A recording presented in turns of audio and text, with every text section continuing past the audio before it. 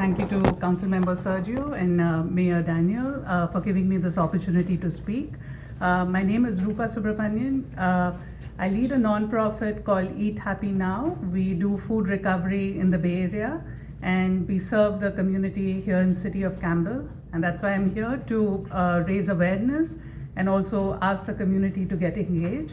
So we are a year old here in California. We've rescued, what we essentially do is rescue surplus food from grocery stores and restaurants, perfectly edible food that would otherwise go to the landfill, and redistribute it to communities in need. It's primarily volunteer driven, where each volunteer picks up from a restaurant and goes to a nearby shelter or a food bank and delivers the food, and it takes 45 minutes to an hour to do this one loop. And in the process, we are addressing food insecurity, food surplus, and climate change, as this food, if it was thrown in the landfill, releases methane and really is impactful with climate change here. So in 1 year of operations, we've rescued close to 120,000 pounds of food, which translates to 95,000 meals, and we've reduced 300,000 pounds of carbon dioxide emissions. So I hope I am able to inspire you to come join us. In the city of Campbell alone, we've rescued close to 10,000 pounds of food through a couple of restaurants here in the vicinity. And overall, the community members also get food from other cities when we rescue from nearby locations. And we've delivered close to 15,000 pounds of food to two institutions here in Campbell. So that's all I had about Eat Happy Now. Please join us. I have flyers. All you need to do is download our app, and then there are delivery points listed. You can just sign up based on your schedule. Yeah, that's all I had. Thank you for this opportunity. Thank you. Bye. Thank you very much. Thank you for the work that you do. Would anyone else like to speak under oral requests? Okay, seeing none, we'll move on to council announcements. So I have the following announcements to mention tonight. First of all, I would like to invite you to the city's annual State of the City address, and would invite you to join me and my colleagues on the City Council, as well as members of the city staff, as we share updates on our community, highlighting the city's accomplishments over the past year, and to discuss the opportunities and priorities that lie ahead. So the annual State of the City address will be this year still in the Orchard City Banquet Hall, just a short distance away from here, on Wednesday, September 16th. So the doors will open at 6 o'clock and the program begins at 6:30. We request that you consider RSVPing so we have an idea of how many people might like to come. And you're invited to do so by sending a message to the following email address: mayorstateofthecity@campbellca.gov. The second announcement is that the 16th Annual Caregivers Count Conference is designated to educate and support family caregivers as they care for their aging loved ones. And this year's conference is a two-part series. The first part will take place virtually, and that will be on Saturday, September the 19th from 10 to 12. And the second portion of this conference will be on Saturday, September the 26th. That will be a live conference that you may attend in person. It probably will also be virtual as well. So the topics include conflict to connection, managing expectations and roles in caregiving, and quote, you matter too. An interactive self-experience situation, and sessions are free, and we ask that you pre-register at caregiverscount.net. I should have mentioned that the live conference will be held here at the community center in room 80, which is the large conference room next to the theater. Okay, the third announcement, we invite you to get involved in your community. Are you passionate about making a difference in Campbell? You can explore the opportunities to serve on one of our boards and commissions. And to find out more, we invite you to contact the city clerk's office. You may call by phone 866-2117 or by email at clerksoffice@campbellca.gov. And finally, the city offices, except for the police department, will be closed on Monday, September 7th in observance of Labor Day. Of course, as I noted, both police and emergency services do remain open and continuous. Those are the announcements for this meeting.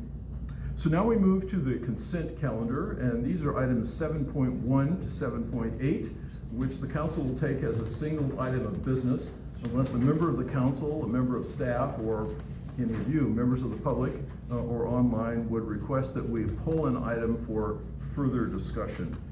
Does anyone wish that an item be pulled for further discussion? Seeing none, I will just take note. I'm not going to pull the item, but I did want to take note of one of the items before us tonight is the last one, 7.8. This particular item I wanted to call your attention to because the council is being asked to accept the improvements to the Campbell skateboard park renovations. And I just wanted to thank our city staff, city manager, city finance, public works, planning, and recreation and community services for advancing this particular item from next year's budget up to, well, actually this last year's budget that we just finished, so that we could work and complete this project a whole year early. Our skateboard park is very popular. The equipment was getting old.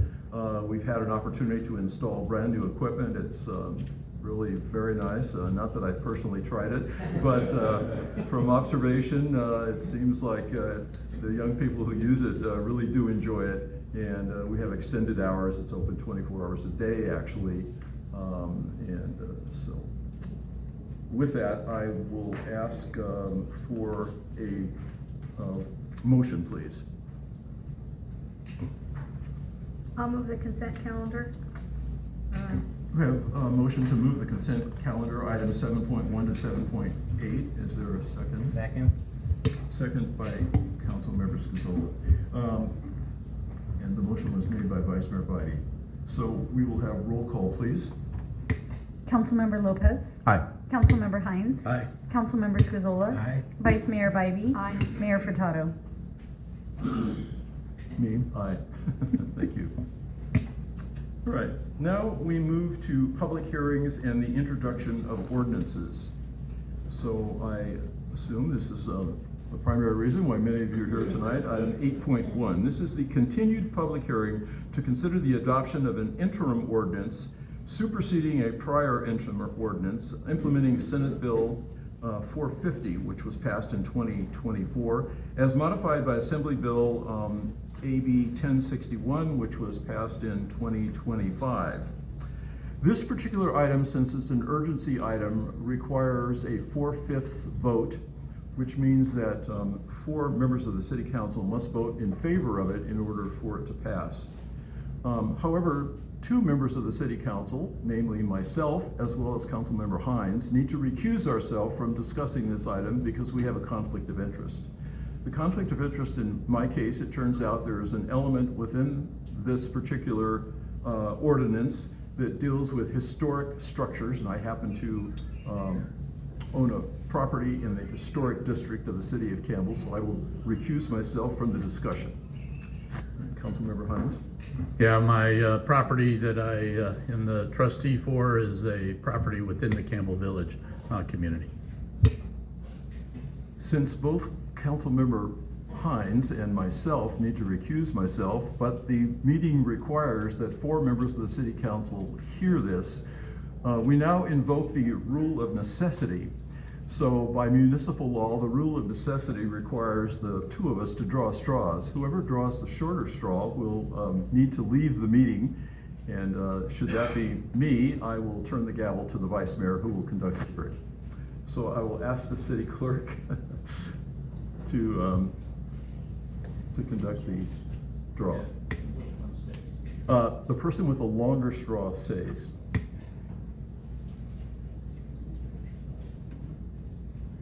Oh boy, okay.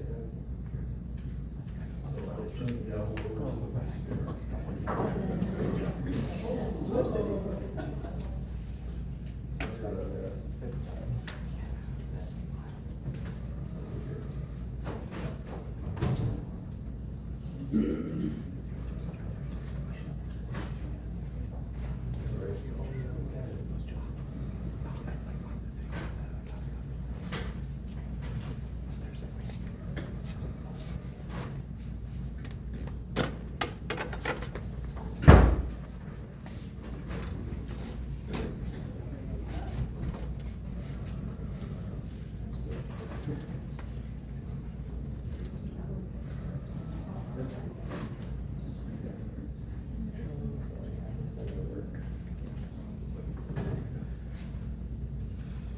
By the way, Ryan, my mic's not hearing any audio from it. Yeah.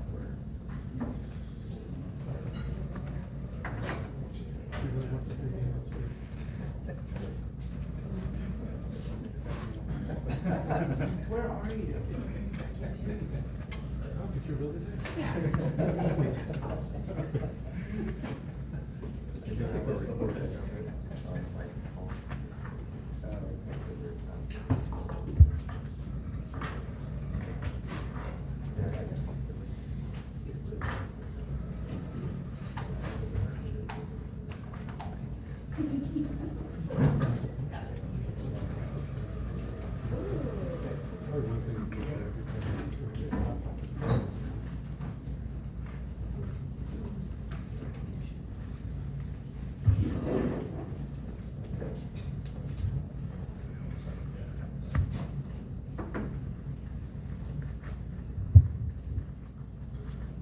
Okay, we're all set?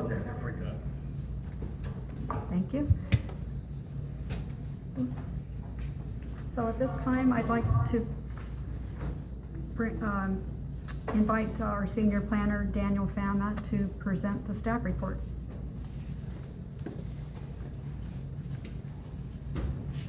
All right, good evening. Okay. So tonight is the continued public hearing to consider the interim ordinance governing single-family residential development standards and stuff. Yep, okay, where we go. So this evening is an ordinance to consider changes to the interim provisions governing single-family residential development and subdivision. Originally beginning with Senate Bill 9 in 2021 through a series of bills continuing to last year. The council first considered this item at its July 7th meeting and continued it to August 3rd. The purpose of this meeting is largely to discuss the areas that are more worthy of consideration and due to their degree of complexity. That includes the objective subdivision standards, the retained and clarified objective single-family design standards, as well as the updated accessory structure and driveway standards.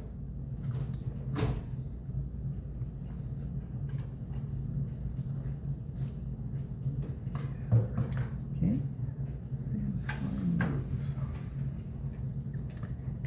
In terms of objective subdivision standards, this is largely one of the greater changes of the ordinance. So the current interim ordinance that was adopted in January of 2025 required that all new residential lots meet a very prescribed lot type. So as you can see in the graphic on the left, that means that these lots had to be precisely an interior lot or flag lot. And due to the objective nature of the definitions of these standards, if a lot couldn't be made to fit one of those prescribed lots, it could not be allowed to be subdivided. And so the challenge here is that many lots don't have exact 90-degree corners. So as an objective standard, it was fairly too restrictive in a lot of ways, since many lots have irregular current property lines that made them ineligible for subdivision. So the interim ordinance changes the paradigm. So going from regulating the actual lot sizes and their geometry, the new ordinance is actually going to simply regulate the new lot lines without regard to the existing perimeter lot lines. So effectively, the lines need to be straight, but they do not need to intersect at 90-degree corners, and the number of lines is limited to the number of new lots created. So basically, you can have a simple line going up and down right through the lot, regardless of the actual shape of that lot. So these are all shown as rectangles, but they don't have to be rectangles since we're simply regulating the new line. And similarly, with a two-lot subdivision, you can have two lines that create a flag lot as well. So number 2 is a permissible type of subdivision. But what is not allowed is a subdivision that uses more than 2 lines in this scenario. So that would be like that one, number 3, or any type of attempt to draw a property line around a building. And then similarly, any line that's curved would also be prohibited. The thinking here largely is that it's necessary to still govern the subdivision to a degree that makes it relatively easy for future property owners to understand how and where their setbacks or measures of buildings can be easily placed, and to minimize property line disputes between property owners. And then moving on to objective standards. So at the July 7th meeting, staff's recommendation was that the actual removal of the objective design standards that apply to the San Tomas and Campbell Village neighborhoods. The council directed staff, however, to return with a revised ordinance to reincorporate those standards. Since it does appear that it's the council's desire to maintain objective design standards for those 2 neighborhoods, we did use this as an opportunity to restructure and clarify the standards that were in the current ordinance. So on the left-hand side, you have an example of the standards as they read currently. So they're in paragraph form, and they can be a bit challenging to apply, particularly with additions. So in the updated standards, you see on the right, they've been put into a table format with a very clear explanation of how they apply to new dwellings versus additions, as well as notations and definitions to help ease their applicability to a given situation. The standards are materially the same in that they're trying to achieve traditional home forms, but they are simplified and a bit more permissive in some areas. For example, this one right here that shows roof forms. The current standards limited the type of roofing largely to Hipton Valley forms, where the new standard provides more variation for the types of roof forms that may be permitted. So just to help explain in practice how this is looking. So this is a standard single-family house that you may see in Campbell. And so when a planner is looking at this, they're applying these standards. They would be looking at the roof form and pitch. So here you have a gabled and hipped form that falls between 4 and 12 and 8 and 12, so that's okay. The columns for the porch appear to be less than 14 feet in height. That's also acceptable. Stone veneer is a permissible material as an accent. It's less than 25% on each building elevation. And then similarly, the building is using 2 types of wall materials, horizontal siding and stucco. But what may not be okay are the side windows. Even though state law requires that the city allow for 4-foot setbacks, even with 2-story buildings, what we can do is regulate the placement and size of windows. So the ordinance would continue to require that if windows have a sill height of greater than 6 feet, then those windows need to be effectively set back from the side property line by 8 feet. So that it provides an opportunity for a homeowner either to place the windows facing frontward or backward, or otherwise provide a step back for that second story, trying to preserve privacy for adjacent neighbors. And then lastly, in terms of front balconies, balconies are allowed in the San Tomas and Campbell Village areas. However, they do need to be front-facing, and in this example, the San Tomas area would actually require that the balcony railing be of a obscure or solid material. In this example, it's transparent, which would not be permitted. So this is how we're trying to apply the standards to generally get to a traditional form that you see here, and to try to discourage the type of more modern designs you see in some other communities. Now, we did hear some feedback from the council in terms of how these standards are being applied, particularly to additions and exterior remodels. So we did provide the council an alternative ordinance that would require that only brand new homes comply with these standards and effectively exempt existing single-family homes from this type of design review. So that is an option for the council to consider. So the alternative ordinance is much simplified. The standards basically remove any reference to additions, since they would only apply to new homes, as well as homes that are basically rebuilt using portions of existing structures. With regard to accessory structures, so accessory structures are detached buildings that are not living units. So this is not an ADU, nor is it the primary house. So typically these may be detached garages or storage sheds. So currently, the city requires that any accessory structure over 120 square feet be designed to match the main house. In the Santa Moss area, the setbacks are proportional to the height of the building, so that can actually result in a setback of up to 14 feet. These structures also required to be separated from the back of the house by 10 feet and have to be located on the rear half of the lot. So the graphic here is effectively showing what the accessory structure under today's standards would have to comply with. It needs to be behind the house by 10 feet, it needs to be on the back half of the lot, and depending on where it is, it could be subject to a setback standard of up to 14 feet, when in comparison, the house itself is only subject to a setback of 4 feet. So to address those standards, the revised accessory structure standards would allow an accessory structure to be placed anywhere in the lot, but outside of the required setback. So it still needs to adhere to the 20-foot setback, the same as a house, but it is allowed to have a 4-foot side setback and would only need to meet a 5-foot separation from the house. So still some standards, but a bit more lax to provide a greater degree of flexibility for property owners. What's not changing is the maximum size. So these are still limited to 1,000 square feet at a maximum height of 14 feet in height. And then lastly, the council also directed staff to incorporate some relaxation of the driveway setback. So currently, single-family properties have to have a 5-foot setback. So in this graphic here, the driveway encroaching into that 5-foot setback is actually not allowed. So we have required for about 25 years that all new driveways actually be set back 5 feet. So the ordinance would allow a driveway to be extended all the way to the side property line. However, if runoff is controlled by either grading the driveway away from the side property line, using pervious paving, or installing a drainage system of some sort. And with that, staff does recommend City Council adopt an interim ordinance, which requires a unanimous vote of 4 council members voting tonight. The recommended option, again, is to continue to apply design standards to new homes and additions and exterior remodels. And the alternative option would apply those design standards only to new homes. With that, I will take any questions the council may have. Thank you. Thank you, Daniel. I really appreciate the visual presentation with the objective standards that are being proposed, so that the audience and the council gets a better understanding of what is really being recommended there. It's very helpful. Thank you. With that, I'll entertain any questions of the council for staff. Yeah, thank you, Councilmember Daniel. Hines? Excellent work there. Just the objective design standards, what's the source of that information as to how those design standards came up? Sure. So these design standards were originally conceived as part of the city's first SB 9 ordinance in 2021. And those standards reflect the design principles of the Santa Moss Area Neighborhood Plan, as well as the single-family residential design guidelines that had been incorporated into the Campbell Village Plan. So both those documents were very vague and broad in a lot of ways, but it was clear what they were trying to do.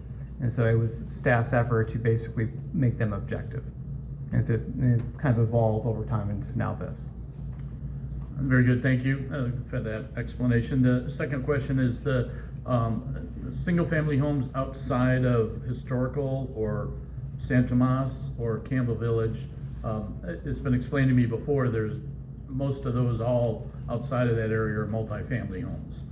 How would it apply to a single-family home outside of those 3 areas? Well, outside of the Santa Moss area and the Campbell Village area, the city historically has had no design requirements whatsoever, ever. No subjective requirements, so those property owners have been able to build their homes really so long as they satisfy the basic floor ratio, setbacks, and height standards.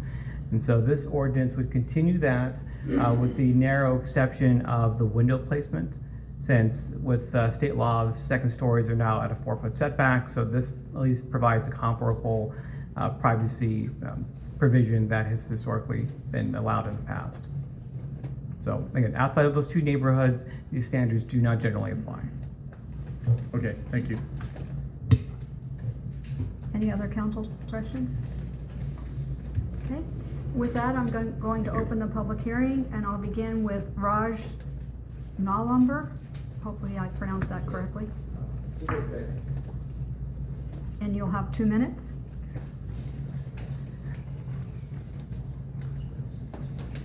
Okay, good evening. Respected council members, thank you for giving me an opportunity to just state my case. My name is Raj Nolambur. My wife Usha and I, we live at 1273 Peggy Avenue here in Campbell. Very happy to be in a beautiful neighborhood. We are not multi-unit developers, but just regular homeowners. I'm speaking tonight in strong support of adopting the new interim ordinance. First, I want to say thanks to the city planning department, especially senior planner Daniel Farmer, assistant planner Larissa Lohman and their team. Over the past year, while facing staffing challenges, they have been genuinely helpful and worked hard to update our local standards. So a big thank you to you. I stand before you tonight to share what this new ordinance means in practical human terms. Since early 2025, we have acted in good faith to create an urban lot split, and I have invested over $20,000 in surveying, civil engineering, and site planning. Our situation is exactly like what Planner Farmer explained in terms of the right angles. However, our project has been stuck in administrative limbo for over 17 plus months because of a rigid definition that requires a flag lot to intersect at 90-degree angles. The lot's boundaries intersect at a slight angle, and because I can't physically move my neighbor's property lines to force a perfect right angle, the project has been blocked for over a year and a half. To put it in perspective, it's a bit like trying to park your car in the standard parking space and getting a ticket because the wheels don't line up with the line. You know, that's not how we do it generally. I would be getting a lot of tickets every single day for that. The new ordinance fixes this by simply requiring straight lines instead of forcing impractical geometry requirements. We just want to draw one straight line between two homes that already exist. So carrying the financial and emotional burden of these delays due to the all or nothing approach to this ordinance has really created hardship to me and many families. I sincerely urge the council to vote yes on this ordinance tonight. Thank you for your time and leadership. Thank you very much. Next speaker will be David Galvin.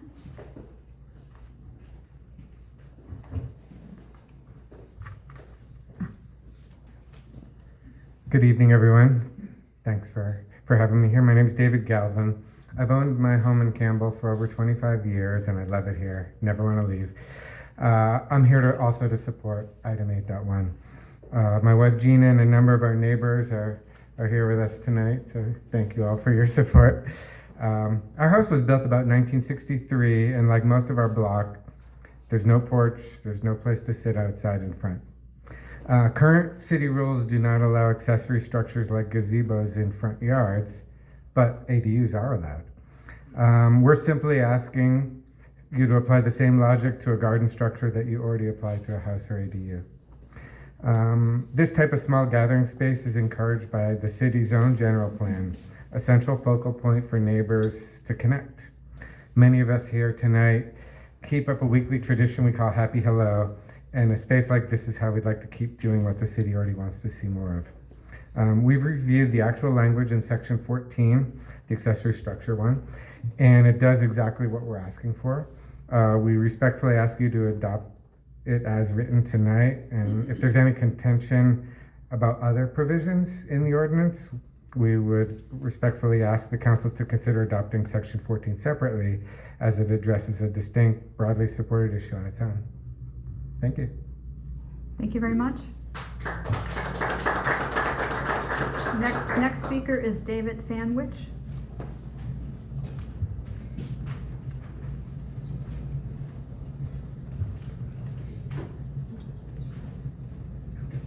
Thank you, everyone. My name is David Sandwich, and I own 1325 Westmont.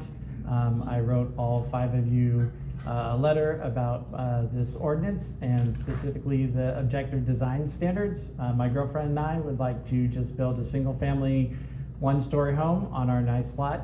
And I would like to encourage the council, which thank you for taking the time to read the letter, but also to my fellow city citizens, that I'd like to see the standards be a little bit looser to better incorporate what already exists in my neighborhood. Specifically, my issue is I would like to have the option to put a stone or brick veneer on my new home, similar to the ways many homes already exist in my neighborhood. I mapped out a little walk in my neighborhood for the council to look at, and I can find 35 homes pretty fast that have stone and brick veneer higher than at least the current standard. I've not read the new version to see how that changes it.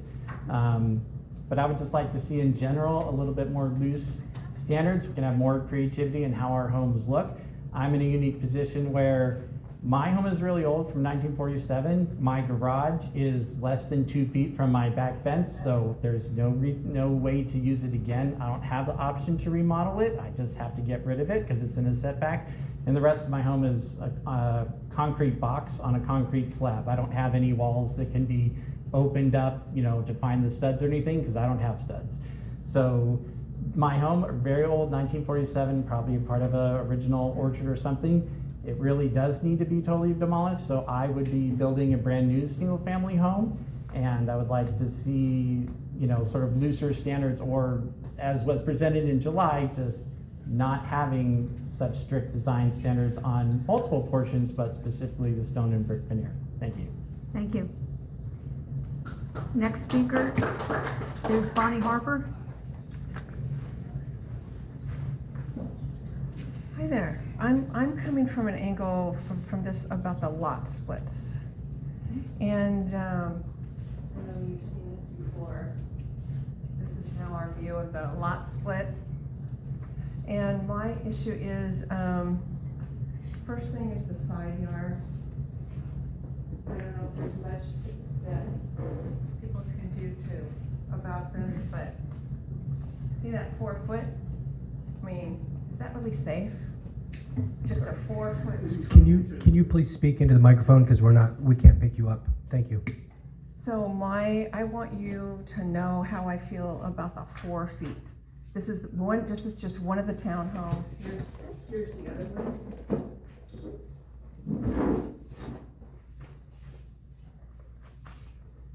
4 feet. I don't know if you can vote. It used to be 5. It used to be a lot more. Is this really safe? What if there's a fire there?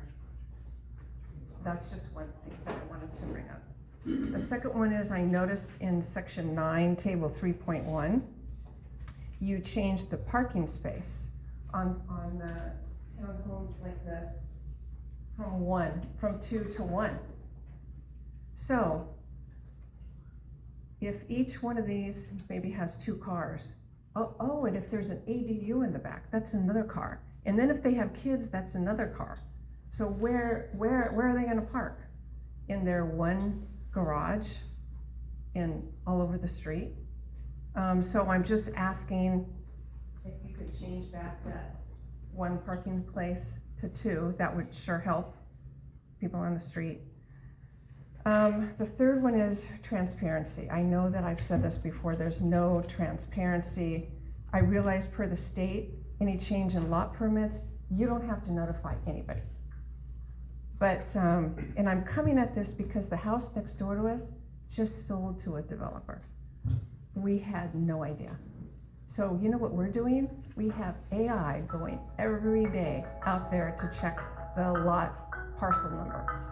That's the only way that we're gonna know when they submit something to Dan's group. So, am I out of time? Yeah, the time's up. Thank you. Okay.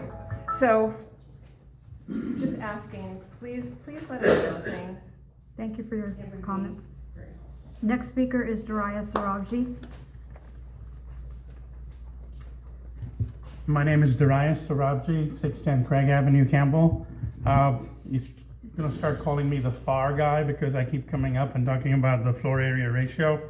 I was just looking through stuff today and looking at the minutes from last meeting, and the minutes say we kicked the can down the road, essentially saying council suggested future review of floor area ratio and the disparity that has even within the individual neighborhoods.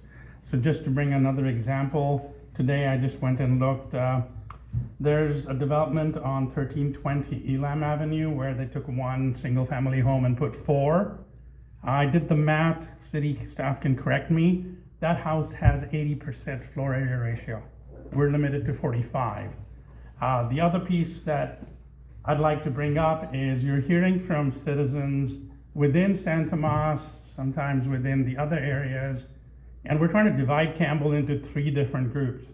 There's one Campbell. All our taxes go to the one Campbell. We shouldn't be trying to break the city into multiple pieces and having different rules in different spots.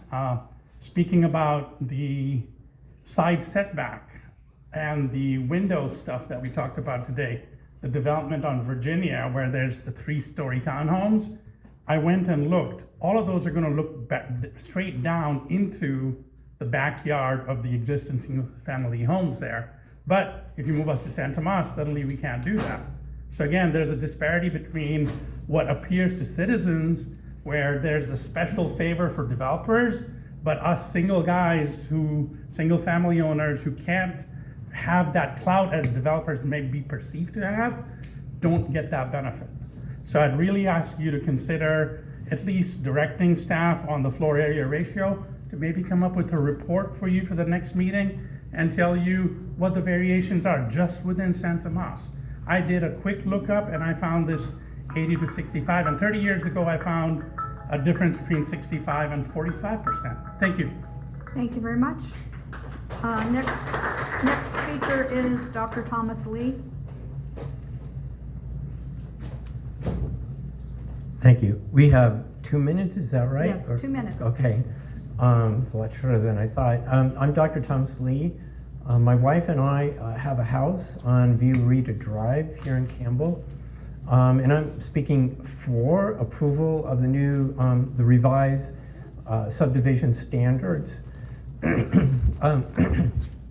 I know the City Council is very much supporting the SB 9. I know in the additional housing stock, and I know that you're frustrated with the rate at which you're building houses, and I think the revision will help. I mean, at least as far as we're concerned, finally we'll be able to build a house that we've been trying to build for several years. In our case, View Rita Drive is a very curved street, and back in the 1950s when the subdivision was created, we ended up with a very large lot. And not that we were there in the 1950s, but we have a very large lot, and the additional lot space feels as if it is a vacant lot next to our house. It doesn't feel like it's part of our lot.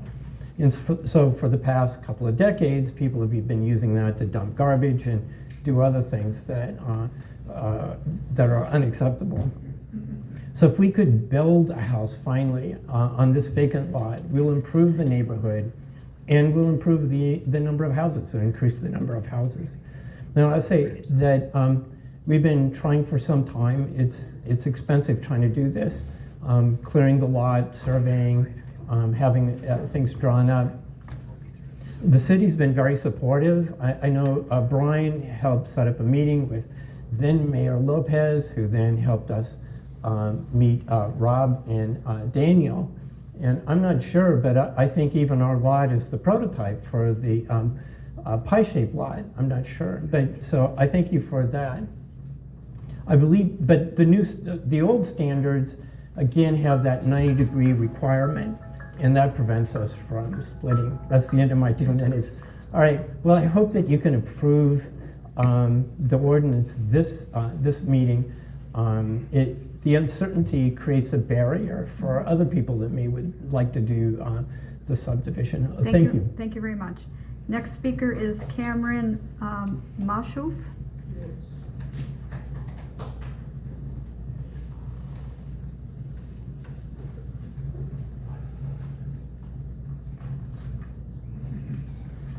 Yeah, my name is Cameron Mashouf. I've been in Campbell for more than 35 years. And I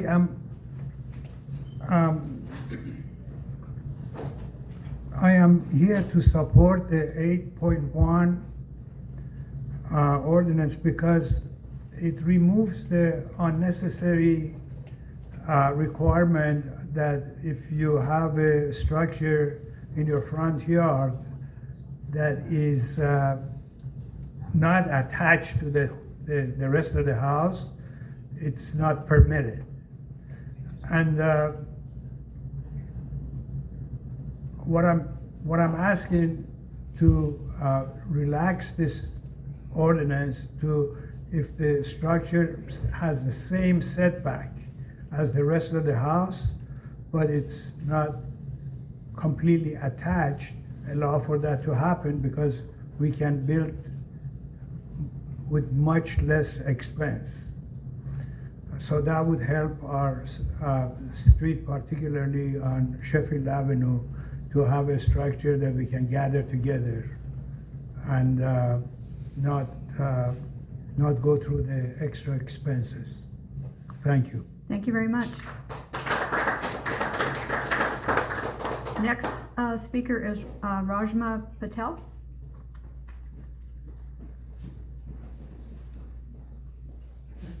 Hi, my name is Reshma. Sorry. Hi, my name is Reshma Patel. I live in Campbell in the San Tomas Aquino neighborhood. Currently within the ordinance, our neighborhood only has 35% of lot coverage compared to the other areas of Campbell, similar to the far guy that spoke earlier.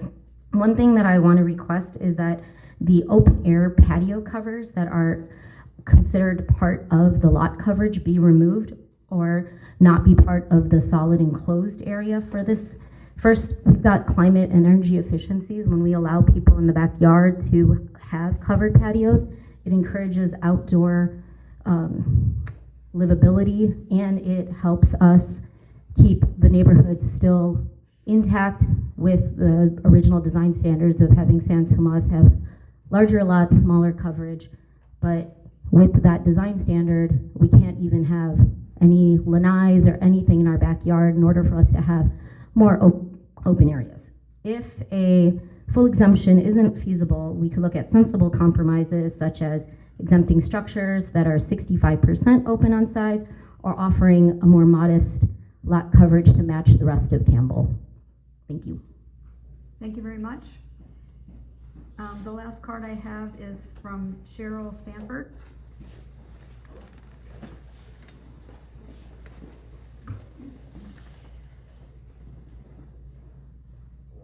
So I just want to say what everyone has said tonight, most of the folks supporting the interim ordinance, I'm good with. And just repeat, I'm just another person voting that hopefully you guys will help us out with this. Great. Thank you very much. Appreciate it. So that was the last speaker card for this audience. Is there anyone else who didn't fill out a card that would like to speak? Go ahead, sir.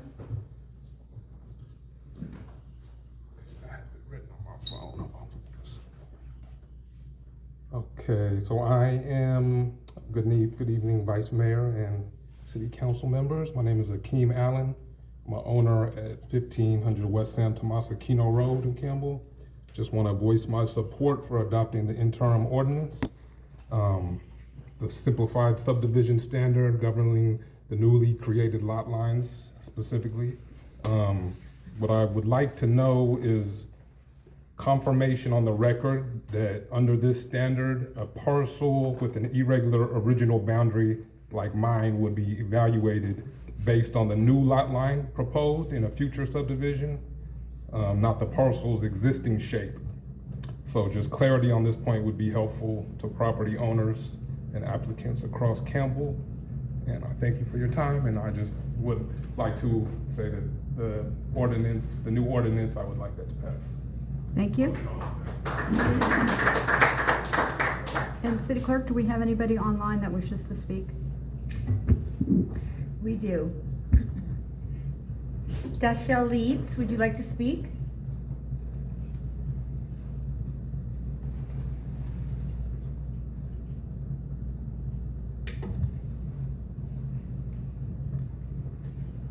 Dashell, would you like to speak online? Your hand is raised.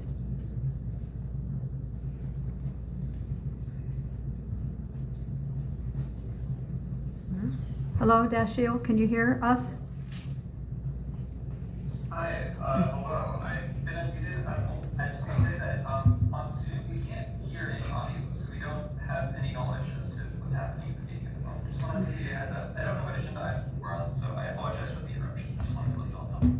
thank you, we appreciate that. We're on item 8.1 if you're following.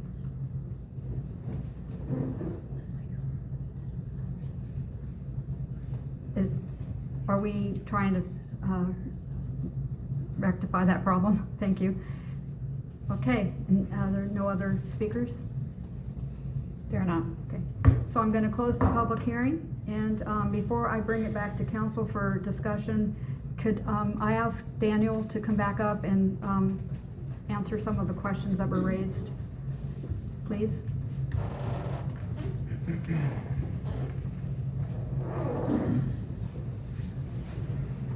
So Daniel, the first one is on the speaker that spoke about the lot split and the 4-foot adequacy. Can you elaborate on that a little bit? Yeah, so state law does require that single-family properties like ADUs be subject to a setback no greater than 4 feet. So that's the standard the state has set as a ceiling that we have to adhere to.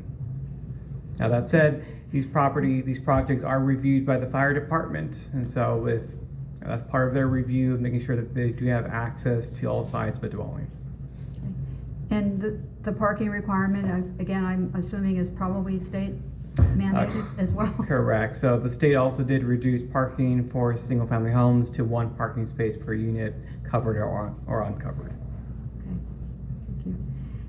Okay, and then on the FAR, I know that at the last council meeting, council directed staff to follow up at a later date with the FAR standards because that's a more involved analysis. Is there anything that you might add to that at this point, or? I would add, for both the floor area ratio and lot coverage, those are defining features of how much you can build on a property. And I'm looking at Bill, if I'm not incorrect, if we increase those values, we can never reduce them back down under the Housing Crisis Act, correct? Would that be a type of down zoning under HCD's interpretation? Yes, that would be the case. So we have to be very careful about making any changes to the standards since we couldn't revert them. So the current standards for new development is higher than what's existing? No. The current standards for floor area ratio and lot coverage. So some of the speakers have asked for those numbers to basically be increased to allow more building on a property. Mm-hmm. But if that's something we do as an interim ordinance, even though it's an interim ordinance, it doesn't seem that we could ever really dial that back in the future, should the council believe that that wasn't wise after all. Okay. So. And as far as the open air coverage that the speaker asked about, is that? That's probably also an area that should be discussed, part of floor area ratio and lot coverage, since it goes to how one calculates lot coverage. Currently, it is true that basically any type of overhead structure that somebody could basically be underneath almost always counts as lot coverage. So there's an argument that a certain amount of openness should exempt you from that. It's not unreasonable, but probably outside the scope of this review. And that would be something that could be reviewed with the FAR discussion? Correct. Okay. And then the last clarification on the irregular lots that this last gentleman spoke about, when asking for clarity, would his property, would the new regulations apply to that property and allow him to? They would. So okay. The idea here is that we are specifically exempting any of the existing perimeter lots from being considered as new lot lines subject to the new standards. So we're solely regulating that new lot line that's creating the subdivision, not any of the perimeter lot lines. Okay, thank you. And I would also just add, just in terms of public notice, it is true that these are ministerial applications, so we don't do the traditional mail public notice. But we do have resources online. People can sign up to a mailing list with a weekly update for projects that have been submitted or resubmitted to the city. We also have an online permitting center that provides copies of all application materials that are entirely public record that are visible to view at any time. And you can certainly reach out to an individual staff planner to be kept up to date of the status of any given application. Thank you for that additional information. So I'll open it up now to council for discussion. Councilmember Hines? Yeah, just one clarifying question. And thank you. On the FAR and the open air and lot coverage, similar to my question before, is that a citywide point for single family homes? They do vary a little bit in the area plan neighborhoods. So San Tomas has a lower lot coverage in some of the larger zoning districts where you had bigger lots historically. And then in the Campbell Village area, it's actually the opposite. The lot coverage equals floor area ratio. I think at the time there was an argument to be made that if you had the lot coverage lower than the FAR, you were basically encouraging people to do two-story homes. So the logic there in Campbell Village was not to do that. But a single-family home outside of those historic or San Tomas or Campbell Village would not have a FAR requirement. No, they do have a FAR requirement. And so generally speaking, the baseline rule in the city for single-family development is 40% for lot coverage.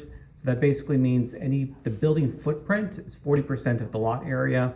And then the floor area ratio is generally 45%. And that's just the aggregate square footage divided by the lot size. But again, there is some deviation in the zoning districts. Okay, thank you. Councilmember Lopez? Yeah, I had a clarifying question as well. Just any response or thoughts to the gentleman who inquired about the stone facade and just how to have more flexibility there? So it doesn't seem, I appreciate the option of the language, which I look forward to discussing around requiring this for remodels as opposed to new construction, but it doesn't seem like that would apply in this case. With regard to the stone veneer, the current standards limit the veneer to the kind of lower half of the building. The revised standards actually get rid of that requirement and just provide a 25% limit to any elevation as an accent material. But so there is some change in the ordinance from what was previously currently on the books compared to what is being presented to you today. I understand that definitely seems in the right direction, but yeah, I guess now it's just for the council to discuss. It seems like we're being asked to consider possibly more than the 25%. And that's maybe something we should give direction on. And I would also highlight too that the state legislature there are laws that are affecting this body of law. So we likely will have to address another interim ordinance later this year or early next year. So this is not your last opportunity to discuss this. Thank you.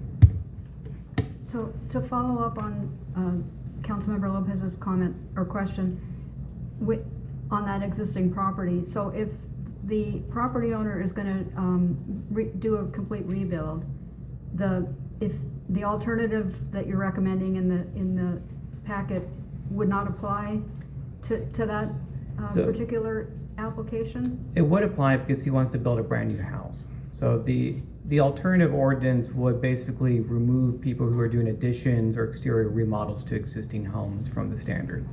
But he's looking to do a brand new house. Okay. But as far as the veneer, the stone veneers, would he be limited to a certain amount, not the full face of the structure? Correct, in the current draft. I mean, that is probably a change minor enough that the council could, in its motion, eliminate that standard, if you wish. So I'm still not clear. With what's being proposed, that would allow that or not allow that? So it would allow stone of up to 25% of any building wall. Okay.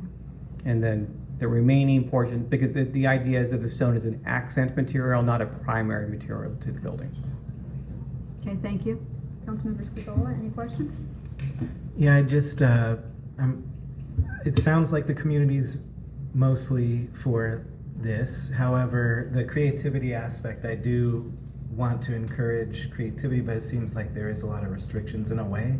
Like there is, how many choices in a nutshell? I don't know if you really can describe this, but I'm just wondering if there's a way that we can implement this, but also allow for a bit more creativity. I'm already leaning towards the second option of if there's renovations that we don't put the standards in there.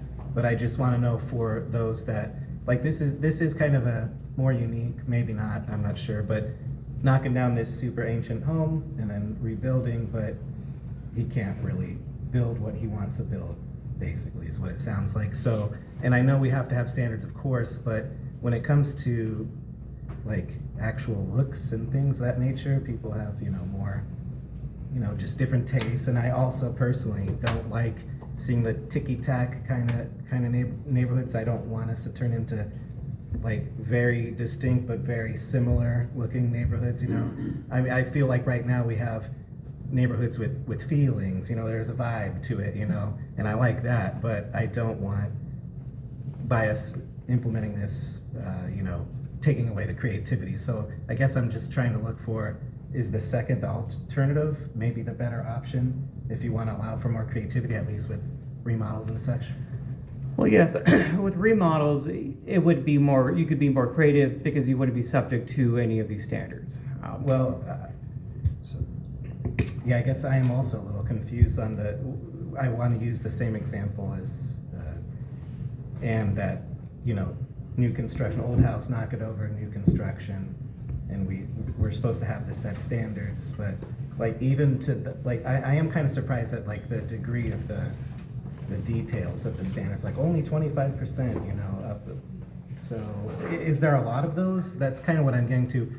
Like you know, I don't know every little new detail, but how many, I'm trying to phrase this in a coherent way, but is it a myriad of options still available, or is it really limiting? Like, I don't really have the feel for what this means. Let me, if I can jump in, just help with this answer. I'll start with the ordinance itself. This is an interim ordinance, so it's not permanent. And as this ordinance gets put into place, if it gets put into place, we'll have an opportunity to understand additional tweaks and impact. And there's a lot of details we're talking about with individual circumstances and individual properties. And it's difficult at this level to start trying to create a zoning ordinance that meets every single one's individual needs. And I recognize that council certainly just wants to be responsive to the questions being asked. But to answer your question, this work does allow more flexibility. What we're doing doesn't make it more definitive. There is more flexibility than there ever was.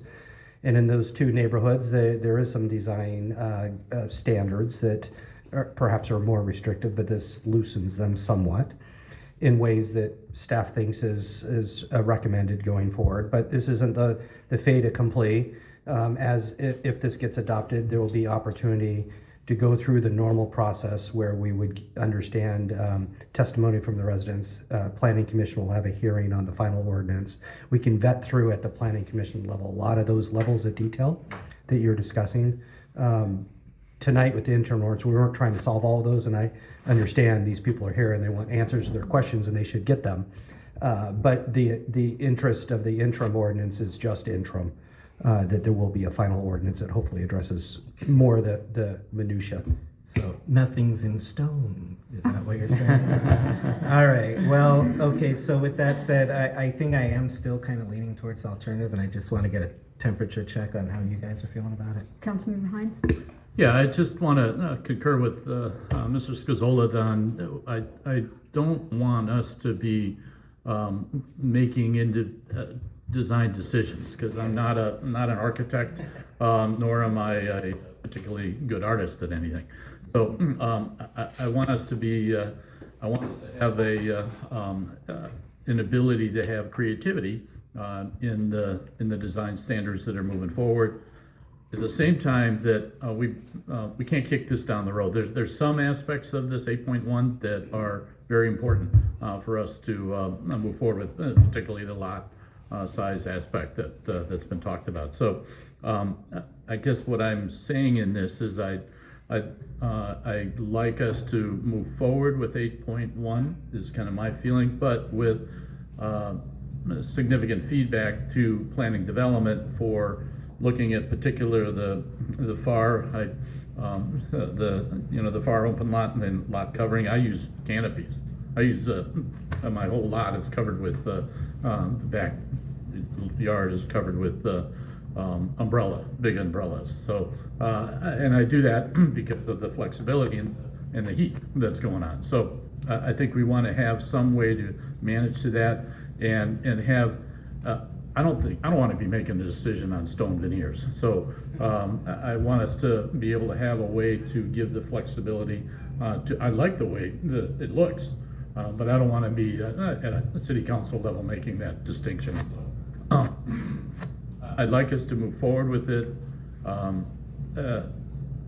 Whether it's for all new development, or I'm a little nervous about making no restrictions on additions. So I'm a little uncomfortable with that, because there are advantages to having some restrictions, but I'm if the council feels that it should be more of a just for new development, I'd go that way as well. But significantly being able to have future reviews along the lines of what Mrs. Scazola has said of taking away those, they're still subjective, whether it's stone or whether it's a variety of way the front looks, to take those away. So that's kind of my sense on that. Thank you. And Councilmember Lopez?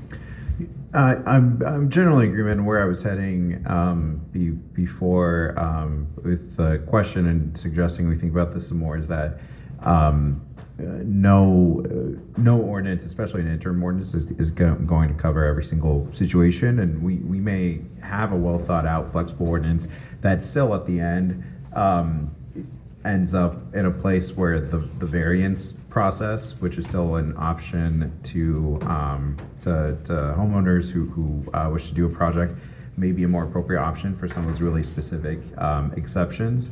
So I'm generally concurrent with the approach of I'm more comfortable with the language around making this applied to new construction, but remain open to hearing thoughts. But I appreciate the greater flexibility, and I do.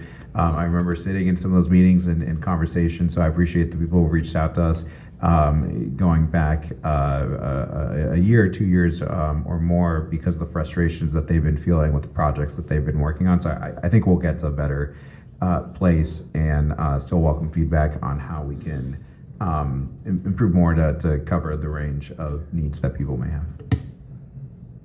Thank you. So I'm leaning towards allowing more flexibility and creativity, and more to the point, compatibility with the existing neighborhoods.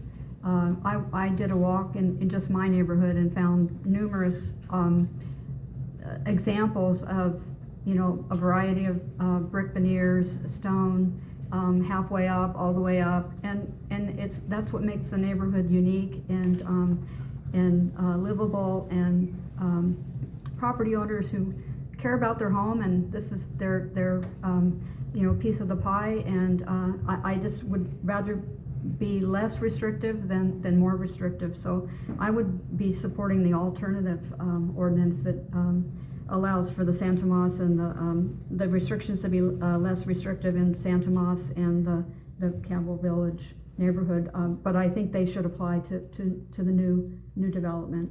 And again, it's an interim ordinance. It's a kind of a work in progress, and it can always be changed, but this is a starting point, and you don't know until something gets in place, and then an issue arises, so that would be the time to reevaluate it. But for the most part, I'm supporting the creativity and the flexibility and the less restrictive. So any other further discussion? Councilmember Hines, you look like you want to say something. Just, are we ready for a motion? I'll make a motion, I guess, to accept the second option for a new home only ordinance, and all the other aspects and features of 8.1. So let me be a little more specific on that, to accept 8.1, the adoption of the interim ordinance superseding the prior ordinance relating to Senate Bill 450, AB 1061, and then to adopt that using the alternate secondary ordinance for new home development only. And is there a second? I'll second. Okay, I have a motion by Councilmember Hines and a second by Councilmember Lopez to approve essentially the staff recommendation for the regulations applying to single-family residential development and urban lot splits, including objective design standards consistent with the direction provided by the council that it be for new construction, and that the San Tomas and Campbell Village be exempt. Is that? Not exempt. The remodels. Yeah. I'm sorry, remodels. Okay, roll call. Councilmember Lopez, Aye. Councilmember Hines, Aye. Councilmember Scazola, Aye. Vice Mayor Bybee. Aye. Thank you very much. I want to thank all the people in the audience that came tonight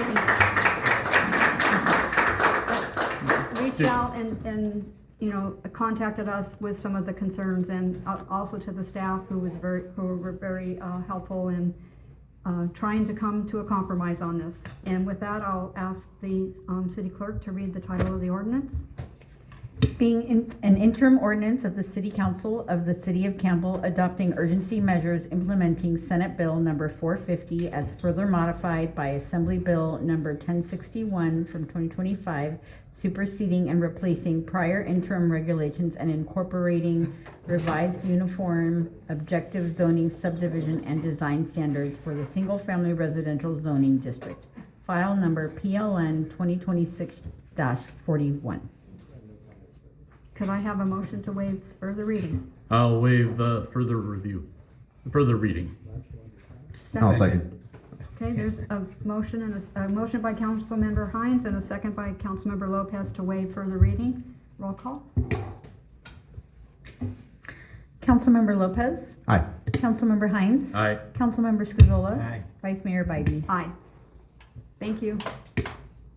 And with that, I'll call our mayor back to the dais.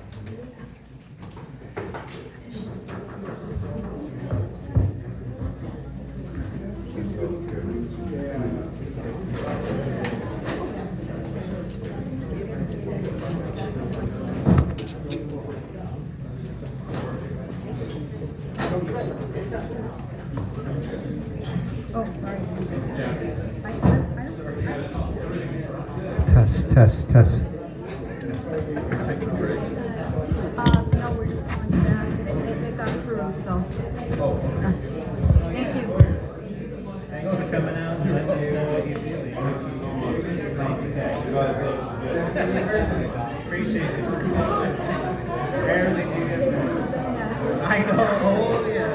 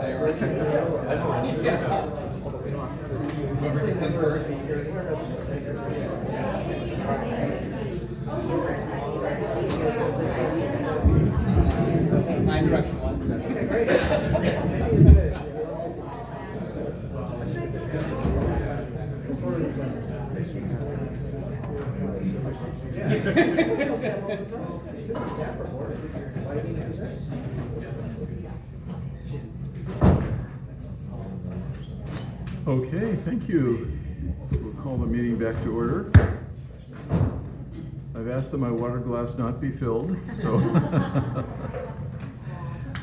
So we now move on to item nine, new business. So we have one item, this is item 9.1. This is the approval of plans, specifications, and authorization to solicit bids and to award and approve a contract and other appropriate actions for the Campbell Adult Center relocation and renovation. Staff report will be presented by our Director of Public Works, Amy Olay. Good evening.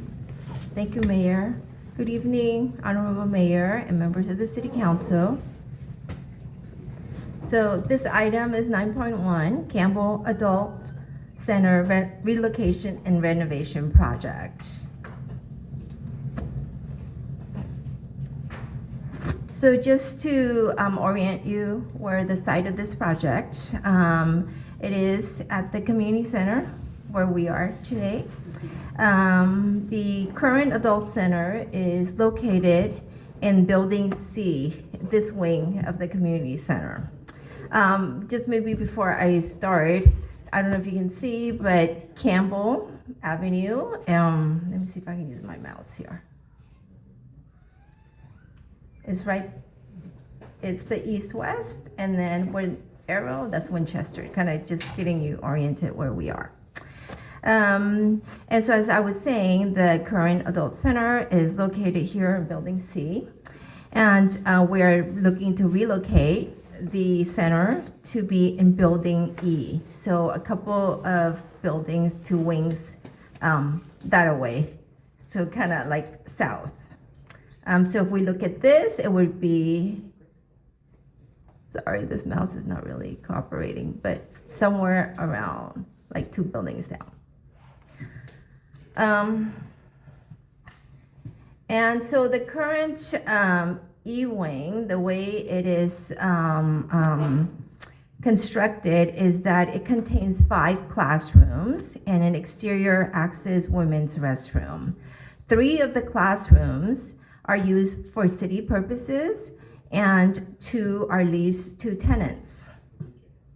And what we're looking at with the use of the E-wing is that we really looked at this from a more holistic approach. So working with the design team to come up with something, a design that would achieve a cohesive design that considers and addresses ADA deficiencies as well as meet the needs of city staff for recreation programming purposes, while at the same time minimizing major changes and therefore cost change, trying to reduce those.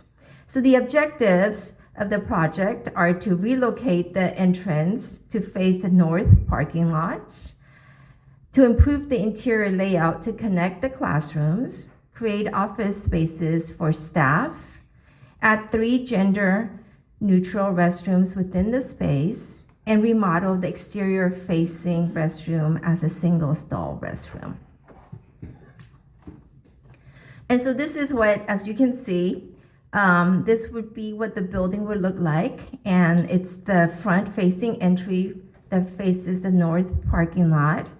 It is much more visible and much more accessible than, you know, coming to this wing of the community center.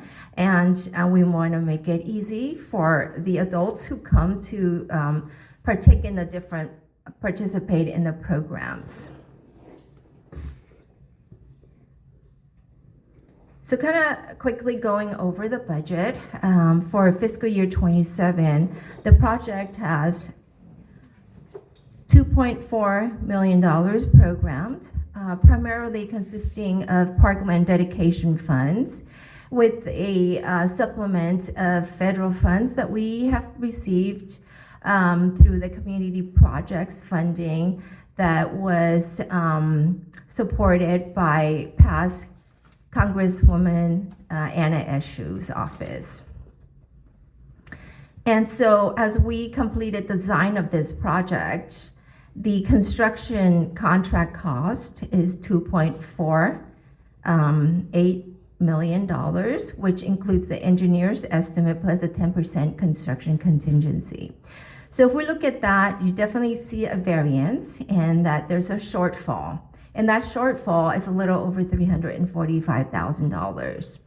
So with this project and the recommendation from staff is that we ask council to approve an increase to close that gap, but using parkland dedication funds.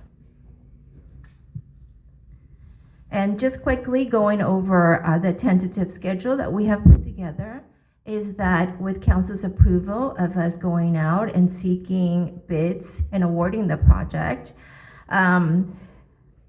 we would start construction sometime in September timeframe. And we're estimating that it will be about a 9-month construction period.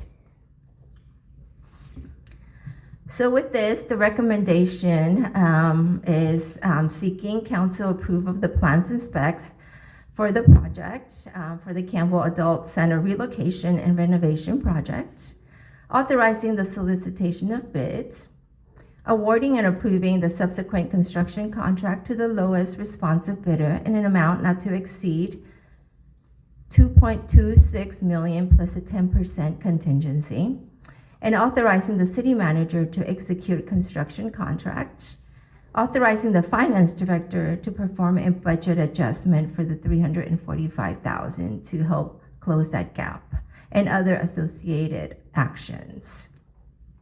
And with that, I am happy to take any questions. I also have our senior project manager, Francisco Castellanos, here to help with some of the questions as well, or answers to the questions. Thank you. Any members of the council, first of all, have questions? Yeah, thank you, Amy, and Public Works Director, Ole. Can you go back to the financial list? The project budget that you show there was 2.4 million. The construction contract is 2.4 million. Where's the budget adjustment? I see a 62K difference. Where's the 345K difference? I think I did a typo here in the presentation. Okay. The construction contract, isn't it 2.6? Oh, That's an estimate. Yeah. Yeah, so we don't have an actual construction contract yet. But it's an estimate, okay, but it's still the difference between the budget and the construction estimate with the contingency. The difference is 62K. That's a very good point, because I'm looking at this and I wonder if I just did a typo on this. So are you asking for a budget adjustment of 345K or 62K? It should be 345,000. Okay, then you gotta explain to me where the 345K is, because right now I see 62K. Do you have the report? Sorry about that. No problem, no problem. That's why I have my sister.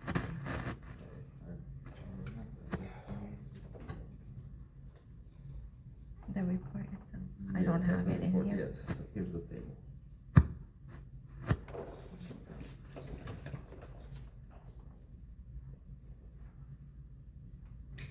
So if I can maybe just help here with in the staff report, we show there's a table that's on page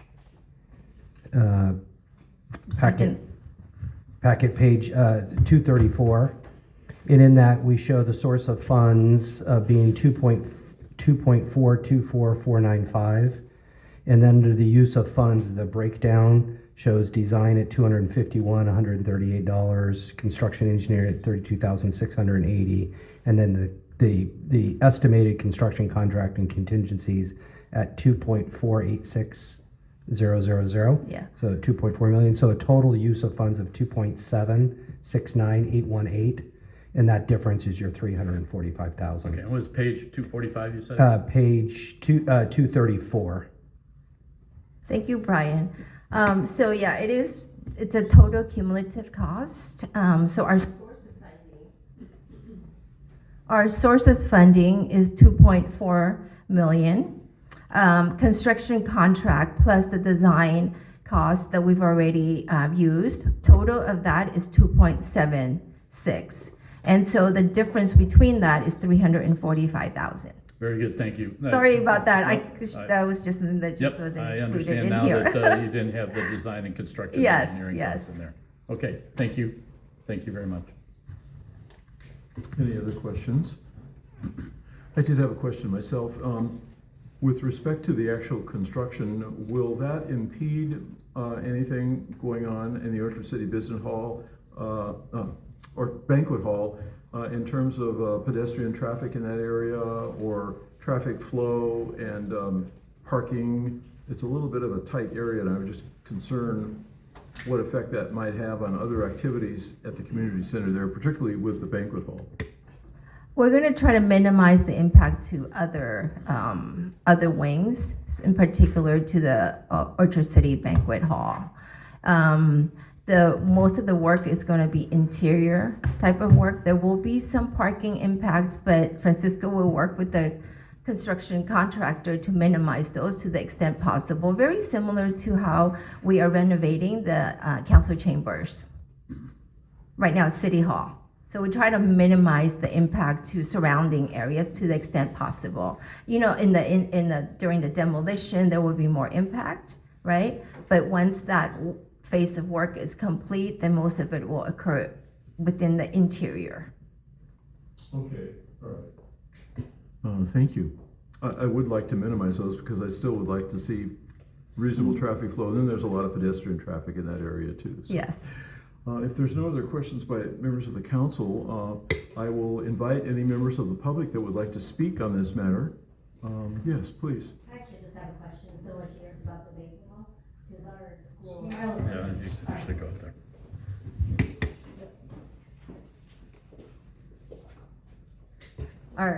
Our elementary school uses the banquet hall once a year around January, and we have a fun dance for the little kids that we do there. And the parking lot has always been a problem, so will the Orchard City Banquet Hall events area know when your construction timeline will impact it so that it blocks that time from the calendar so we don't book something for a school or an event that would cause disruption for that? Thank you for that question. Our recreation department will be coordinating all the different changes in schedule, and so you will get advance notice.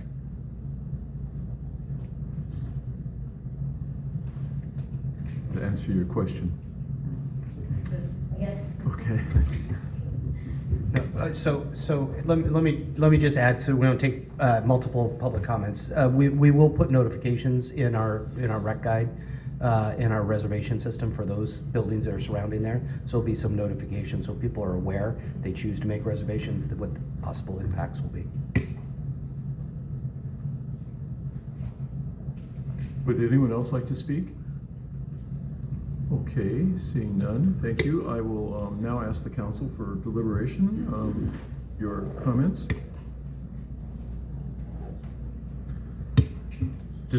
Just my comment is the relocation of that is an excellent idea, just to get it right in front of the handicap parking. So that's just all, and make it look very inviting. So excellent work for our seniors.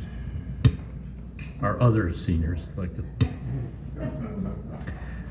Yeah, great work with this, particularly in scaling it appropriately compared to now that we have a better understanding of what the project could look like. But I think preserving the goal, which is to make wayfinding easier and just more convenient.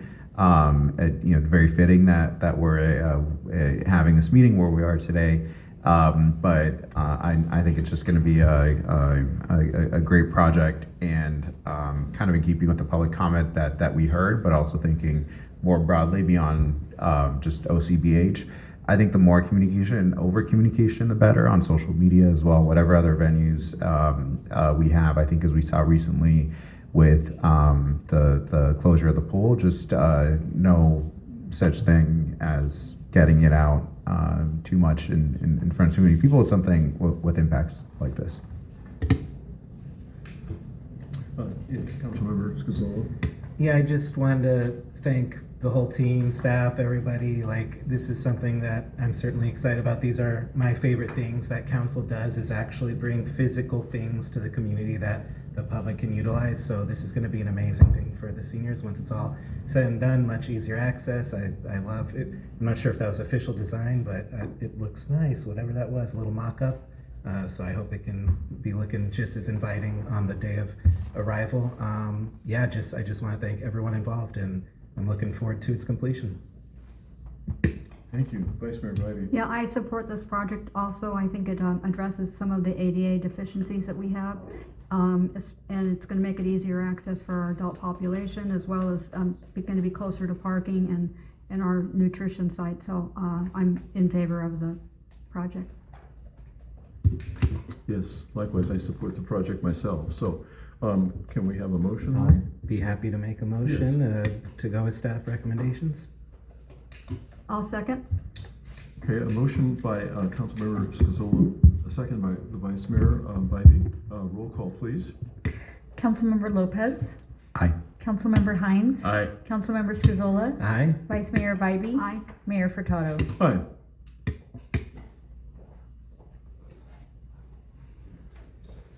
Thank you. We now go to item number 9.2. This is the approval of the East Campbell Avenue plan line. It's a follow-up on a report that we've had before, and I would like to call on our senior civil engineer, Roger Stortz, for the presentation.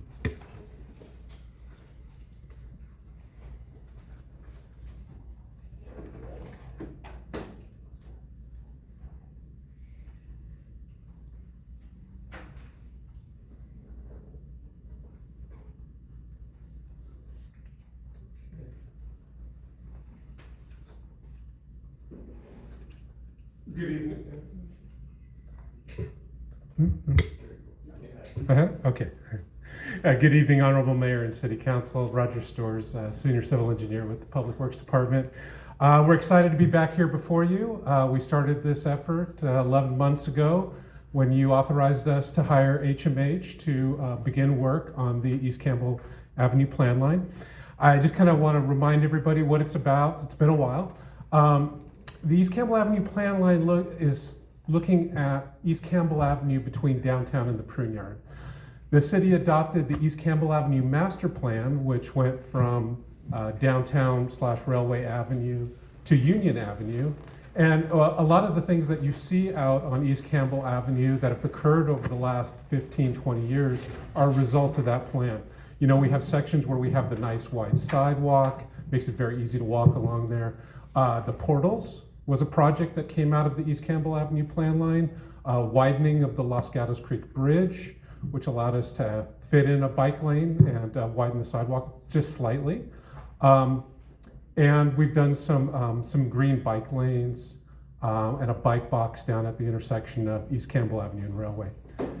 But unfortunately, the East Campbell Avenue master plan was done back in a time before we had the concept of complete streets, multimodal transportation. So we struggle currently with the current setup for, facilitating our bicycle riders, right? And so there were a couple things that are driving this project. One is we really want to make this section of East Campbell Avenue between Railway Avenue and Bascom Avenue, we want to make it multimodal so that all users have a safe space to utilize the right of way. We also are dealing with state law. We've talked about a lot of housing law, a lot of requirements that are being placed on the city. One of the requirements that's being placed on the city now is if you're a residential developer, housing developer, you should be able to know upfront what is expected from you by the city in terms of additional right-of-way dedication, street improvements, etc. So we need to document that better, as we do have several parcels along this stretch of East Campbell Avenue that are ripe for redevelopment, and we want to make sure we have a cohesive plan that we can enforce and have everyone participate in. So what I'd like to do is I would like to hand this presentation over to John Cacciati. He's the president of HMH Engineers.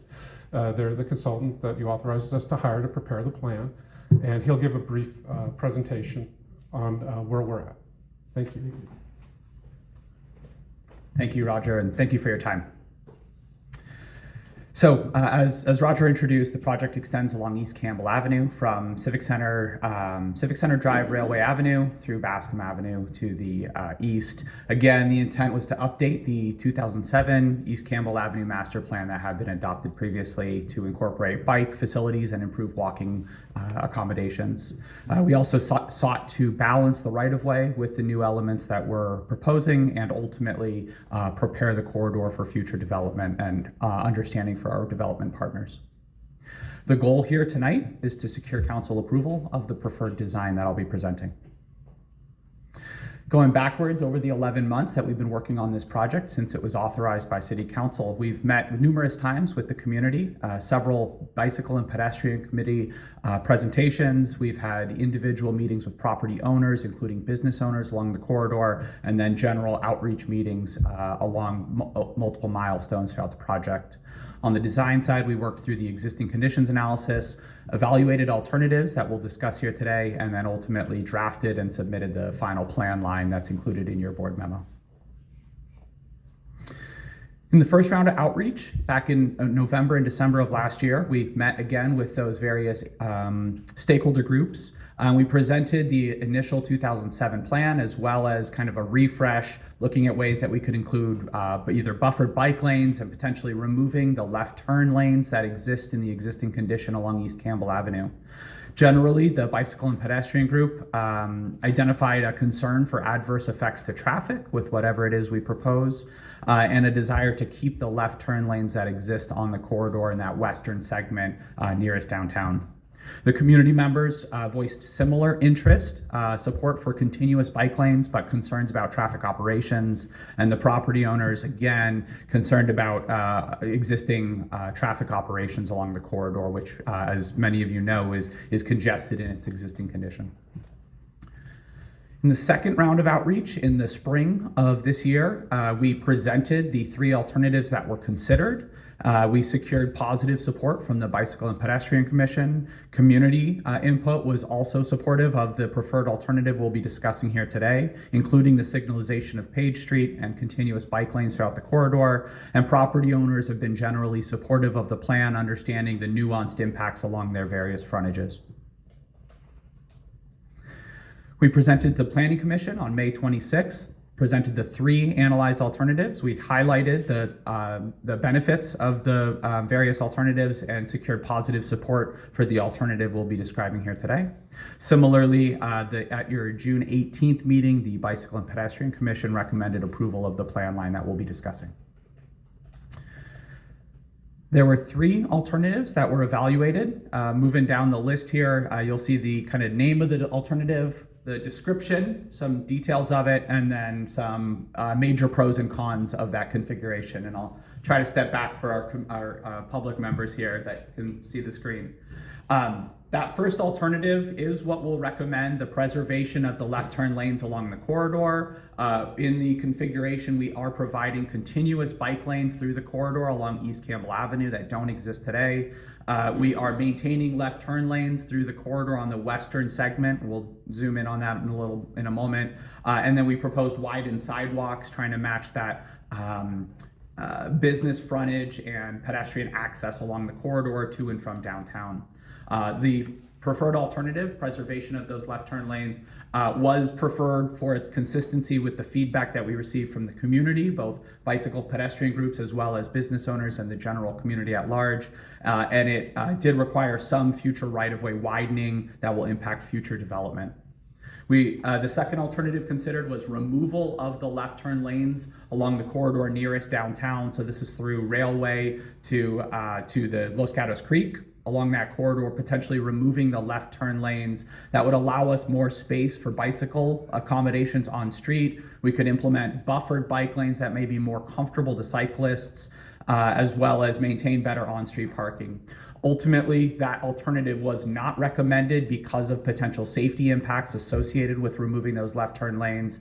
When you remove those left turn lanes, any left turning vehicles are now queuing in the through traffic. It creates additional congestion, stress, and generally is a less safe condition, particularly for bicycles and pedestrians that may be on the opposite side of the roadway, where your left turning vehicles may not be looking across the street for a pedestrian entering into that sidewalk. So ultimately, due to those safety considerations, we did not recommend that for further study. And finally, we did evaluate a road diet. This would be removing a lane in each direction on East Campbell Avenue. Currently operates as 2 through lanes in each direction. Again, due to traffic operations concerns voiced by the community and the Bicycle and Pedestrian Commission, we did not study that any further. We had concerns about essentially the existing congestion on East Campbell Avenue being routed onto the adjacent neighborhood streets. That traffic is going to go somewhere, and really saw that as exacerbating the problem rather than solving the problem. So we did quickly look at that and ultimately recommended discontinuation of that alternative. Spend a quick moment here just going into the details of the recommended alternative that's included in your packet. There's three distinct segments on the corridor. Much of the analysis that I've been describing to date is in this segment 1 from Poplar to Railway Avenue, but the project does extend underneath Highway 17 and then through to Bascom Avenue, fronting the Pruneyard Shopping Center. Zooming in on segment 1, proposed configuration generally has continuous bike lanes. There are parking in some locations where viable, and again, we're maintaining 2 directions of travel in each way and maintaining the existing left turn pockets.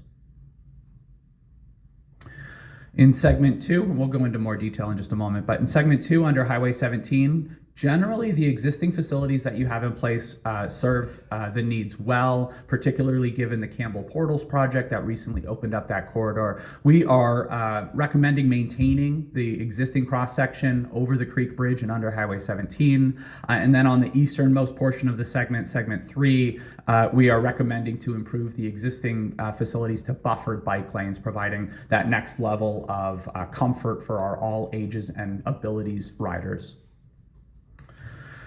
The next couple slides have additional detail, really zooming in on what that configuration would look like. There is roughly 8 parking spots that would be lost in the proposed configuration to try to create the space for those bike lanes continuous along this segment 1. I will note that the Cressley development is adding 7 parking spots on the south side, so generally we're close to net zero there on the delta there with parking impacts.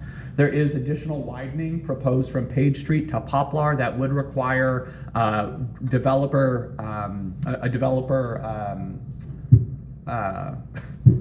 dedication. Thank you. Along that frontage, and that may take a while to implement, and I'll talk about in just a moment an interim solution we have in the near term. In this configuration, we have narrowed the lanes on East Campbell Avenue to 11 foot through this corridor to be able to create the space for those continuous bike facilities. We did explore going narrower, but because of existing transit use and the congestion here, we really recommended the cross section that you see here. I talked a little bit about the developer frontage from Page to Poplar needing a developer needing the dedication there along that frontage. It's roughly a 15-foot dedication, and as we understand, there's not an active development underway. So in the interim, we have proposed sharrows, which are essentially on-street shared lanes between bicycles and pedestrians. We had a good conversation with the Bicycle and Pedestrian Committee about how to balance this, and generally felt that it was the best solution for an interim condition. So this interim condition could be implemented when a more continuous facility is built, even if the development hasn't been applied or going forward with any redevelopment through this frontage here.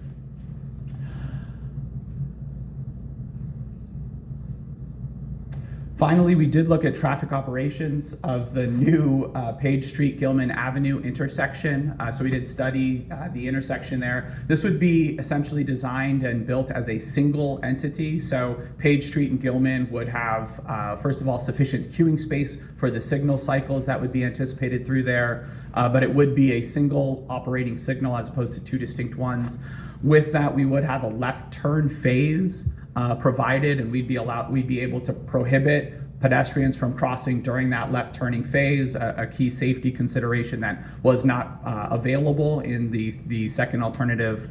And then finally, providing the most overlapping green time for East Campbell Avenue in both the eastbound and westbound directions, while pedestrians are able to use those eastbound and westbound crosswalks as well. Under Highway 17, again, the preferred alternative generally maintains the same cross-section, although we do have minor sidewalk widening nearest Poplar Avenue where we are not on the existing structure, where you could get most bang for your buck, and then additional green paint in your conflict areas where you've got conflicts between cyclists and transit facilities. And finally, in the easternmost corridor of the easternmost segment of the corridor, again, enhanced green paint at conflict zones consistent with best practices and buffered bike lanes. And then at Bascom Avenue, we've got a zoom in here where we're proposing to remove what they call pork chop islands, the high-speed slip ramps that can be difficult to see or yield to pedestrians, squaring up those corners so that you have better line of sight to pedestrians that may be looking to cross the intersection. I'll note that the Bascom Avenue corridor is identified for a significant bicycle facility by VTA. They're currently working on phase 1 to the north of here. It is projected to extend south to this intersection and connect to the improvements that we're describing here today. And then I'll also note the future Barbano development is out here in that southeast corner. And whatever happens at the prune yard, if there's additional development, could be flagged for these improvements here. Finally, as we look at implementation of the corridor, there's several different ways that these improvements could be implemented. So again, developer frontage improvements if they're on or fronting a development that's proposed in the future.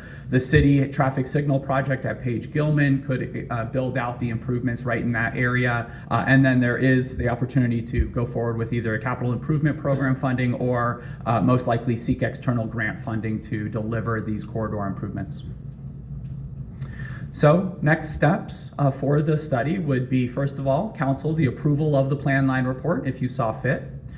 If that approval was secured, we would utilize the plan line report included in your packet and the preferred alternative described here today to formalize the proposed roadway improvements along the corridor, to define the right-of-way dedication and frontage improvements that would be required of new development, and then ultimately we would return to council at a future date to adopt an ordinance approving the plan line. Thank you so much for your time. We welcome any questions. Likewise, thank you for your presentation. So first I'll ask if members of the council have questions. Yes, Councilmember Scazzolo. I was just curious about the bike lane buffer areas. Do you know what type is being thought of at this moment, or is it still like early? Yeah, great question. So the roadway cross-section allows a certain amount of space for those roadway buffers. It's 2 to 3 feet depending on the location of the corridor. We do not have a need at this time to specify if any buffer was or any materials were to be used. BPAC asked the same question and we said, the plan line needs to define the footprint. What goes in could be and should be decided at a later date. The spacing that is provided would allow for like plastic delineators if you should choose. Those are the ones I hate, but yes. Or should you not choose? Yes, exactly. All right, thank but you. that decision is not necessary at this time. All right, thank you very much. What is the status of the Page Gilman signal? Sure, good question. So unfortunately, in order for the city to come in, because the city has it programmed as a capital improvement project, in order for us to come in and do that construction, we really need Cressley Homes to complete their frontage improvements. We understand that they've gotten approval for an upsized project, and we understand they're currently preparing construction drawings. So we're hoping that they will start construction, let's say maybe spring, summer of next year. Project probably would take a couple years. We'd like to get the timing such so that once they're winding down, we could come to you for approval to get the signal project, the plans and specifications, and put it out to bid, because we really don't want our contractor and their contractor in the same area at the same time. So essentially it's going to happen after the Cressley. That is correct. Thank you. Councilmember Lopez. Yeah, my question, and I think I got it, but I just want to make sure I understand. Could you go back to the map showing the detail with the whole street? Yeah, what segment? Would you like the westernmost segment? Well, my question is about the segment in front of the Graylands property. There we go. This is the interim condition. I can go back to the permanent if you desire. Yeah, whichever one you think is most helpful. I just want to understand exactly what the current condition is, and I understand the interim. I'm clear on that. If the permanent solution, what the change would be. Yeah, so in the permanent configuration, I'll pop back a page through that Graylands frontage there. You can see we've got, it's difficult to see, but we've got wide sidewalks that are proposed through that frontage there that would extend onto private property in the proposed configuration. So the sidewalks would be expanded. The sidewalks would be wider. We would also be moving the curb 2 feet to the north to be able to get those continuous bike lanes fitting through there. And that's the reason that the interim condition could not establish those continuous bike lanes and still maintain minimum lane width requirements. Great, yeah. If I could just add one thing too. So consistent with the original vision of the East Campbell Avenue master plan, when you look at these wider sidewalks that we already have in these areas, the idea is to continue that. So like the Cressley subdivision, their approved street improvement plan show wider sidewalks that are consistent with this. So along the Graylands frontage, it would be consistent with what you see in front of the Lloyd Center. Yeah, it's one of the things I'm most excited for the Grayland site, and my concern was that you would be reducing the sidewalk space to get that additional roadway. So that's great that we'll be asking for an additional 2 feet to move. Fantastic. The curb. Yeah. Okay, thank you. That answers my question. Yeah, just a couple of questions. Can you clarify what you mean that you're going to do on the bridge? Because I bike that, and it's just the bike lane's about that big right now. Yeah. So this is the section. What you see in here, Highway 17 is shown to the right, and then the Los Gatos Creek Bridge is right at the left edge of your page. Okay. We are not proposing any widening of the existing bridge. While it's narrow, the value and the cost associated with widening that structure is significant. So in this study, we did not recommend any modifications to the cross section on the bridge due to the substantial cost associated with it. Yeah, I understand that. It just makes a choke point for the pedestrians, but particularly for the bikes. Did the bike pedestrian committee have any feedback on that? Probably. I can't represent that it was discussed in depth, but we certainly presented this, and I think the understanding of the value proposition was accepted. Because of the other options that. Yeah, and the comment about the plastic cones they're all over Fremont, and I'm constantly trying to dodge them. So hopefully there's some better answers to those, more than just green paint, because I think green paint is scary for everybody. So I know that we might have more options as this construction moves forward. Is it just green paint that? Well, I guess you're saying right now all that you're going to do is allocate space, and then what technology is used in that space is to be determined later. That is correct. What we currently show, especially on the easternmost segment of the corridor, is 2-foot buffered bikeways with a 6-foot bike lane. You could potentially reallocate that space to be a narrower bike lane with a wider buffer. The width of that buffer does start to govern what materials you may be able to use in there. So a concrete median would be difficult to achieve in a 2-foot buffer. Yeah. But there are kind of plastic features that are bolt-on that aren't the bollards that are 3 feet tall, but are like the armadillos and other features that you see maybe in the city of San Jose that have proven to be a little bit more robust. They're rubber material, but the decision as to what you would put there is your decision for a future. So what is the dimension of the bike lane? You said 6 feet? Through this corridor, we have a 6-foot bike lane with 2-foot buffers proposed. And what's the buffer then? What's the? So when we describe a buffer, it would be essentially a crosshatch paint that could have physical obstructions in it, or could simply be a crosshatch of paint. So a 6-foot buffer in the bike lane. Okay, I follow that. So 6-foot bike lane plus 2-foot buffers. Correct. 8 feet from the edge of the roadway to the curb. To the edge of the vehicular traveled way to the curb. Final question is, what about with the narrowing of the lanes? What about restrictions on vehicles and trucks and width of trucks? Great question. The narrowing that's proposed is consistent with federal guidelines through the MUTCD. So we would require no exceptions. This is just really honestly best practice for complete streets at 11-foot lanes. If we wanted to go narrower, we would start to run into issues with buses, most notably 10-foot lanes, your mirrors start to overhang into outside lanes. Everything that's proposed here is consistent with federal guidelines and would not require any special restrictions. Very good. So 11-foot lanes and 6-foot bike lanes. Correct. Okay. With some exceptions. Yeah, the westernmost portion of the corridor is narrower. So I'll flip back real quick. Nearest downtown, the bike lanes are proposed at 5 feet to fit within that section. Better than 2 feet on Union Avenue. So, okay. All right. Thank you. Thank you.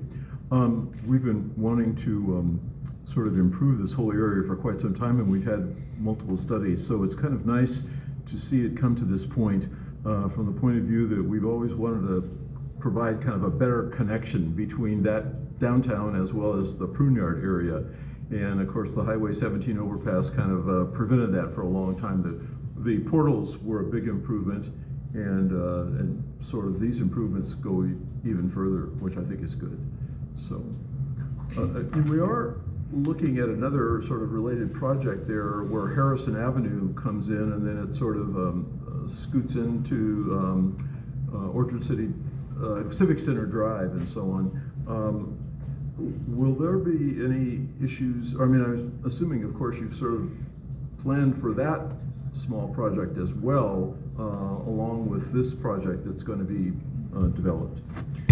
So, Mayor, the project you're referencing is the PDA project, and that's actually phase 3, which has been designed, but I believe is still seeking funding, where we're going to realign Harrison Avenue, because right now the way it comes into Civic Center Drive makes for some awkward situations.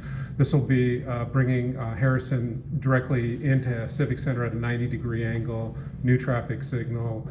It'll definitely be a much better experience for pedestrians and vehicles at that intersection.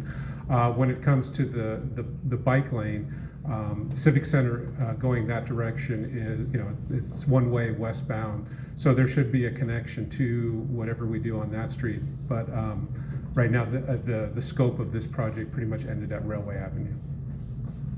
Thank you. And I always sort of refer back to the heavy traffic times, commute times, because that road does get impacted quite a bit both directions, since it's one of the few roads that goes in that direction. Because obviously you have to cross over the creek, and there's only Campbell Avenue there as well as then Hamilton Avenue. So I'm hoping that all of this, when it's all done, will still promote good traffic flow, so that cut down on traffic pollution as air pollution as well as the traffic congestion. So yeah, as John mentioned, one of the challenges has been to balance the needs of all the users, right? And we recognize that vehicular traffic, especially here at the city, as you mentioned, we only have 3 east-west corridors that cross Highway 17, right? So we have to be protective of them. That is primarily the reason the whole idea of a road diet kind of died a quick death, because one lane in each direction, it would be chaos, and it would spill traffic. Hamilton really doesn't have the capacity to take much more traffic, and Camden is so far south. Yeah. So we're trying to balance all that. We're doing the best we can there. So thank you. Thank you. Sorry, Mayor, I forgot one question. If I could, please. Yeah, just one question with the Cressley and Barbano properties going in. Barbano's going to be at 324 housing units. Cressley's going to have 120 new housing units. Those are significant additions that are pouring right into this area. What's the consideration from the traffic management aspect? Yeah, so as we noted, we're generally maintaining the existing condition along the corridor. We are preserving essentially the lane configuration. The corridor does not provide a lot of opportunity to enhance the vehicular capacity. For the traffic operations analysis at the new signal at Page Gilman, we did use future year conditions, so your general plan build out was assumed in those models. Yeah, and I just add one more thing. So the Barbano project is currently going through a traffic analysis as part of the project application. Okay, so if there's no other council comments at this point, I'd like to invite any members of the public that might like to speak on this matter. Would anyone like to speak to this issue? Yes.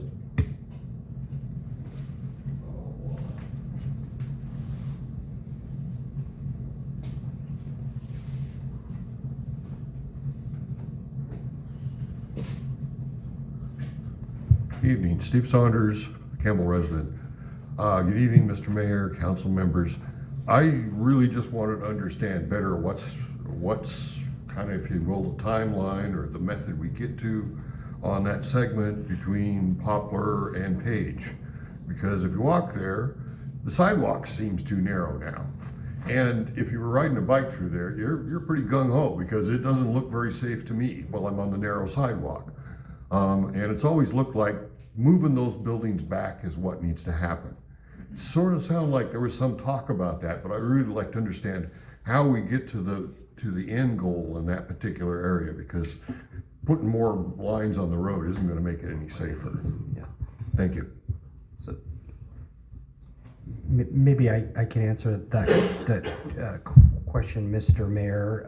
This is really for these plans. It's really there as a roadmap for future development. We're trying to provide some objective standards, so when developers build these, we can apply these standards. So a lot of these will be triggered by development, such as the graylands and the widening of the sidewalk. I think that's the plan. And we spoke about an interim plan to try and do best with what we have until we get that extra right-of-way dedication. But it is a case in that where we do need dedication from the property owner in order to completely build that out. So this is really just a roadmap, no pun intended, for where we like to be, and try to leverage that with development as it occurs. Thank you. Any other comments? Okay, what is the, I'll bring it back to council for further discussion and or motion.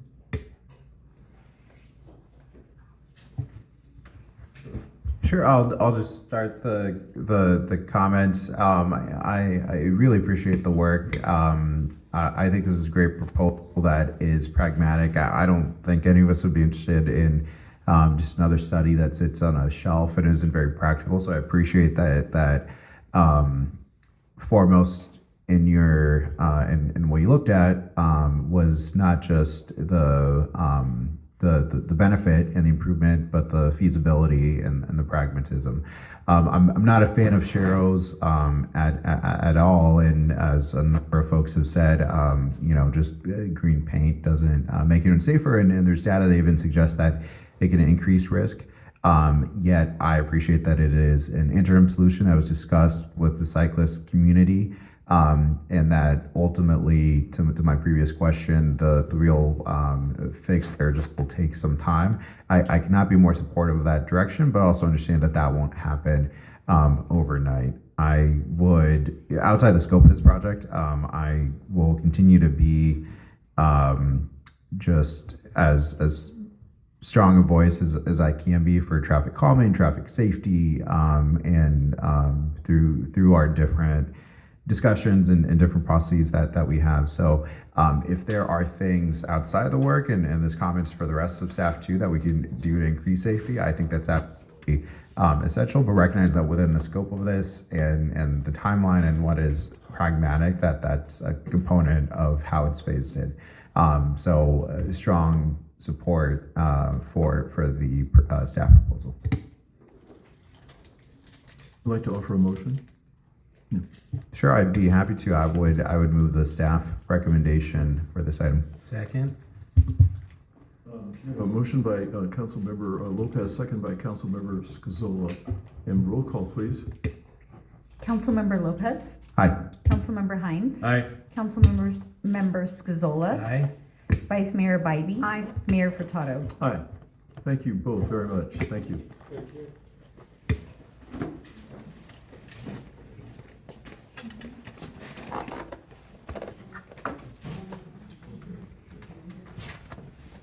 Okay, thank you. Now we go on to item number 10.1. This is the Campbell Climate Action Plan and adoption. And I'd like to call on our Community Development Director, Rob Eastwood, for the presentation.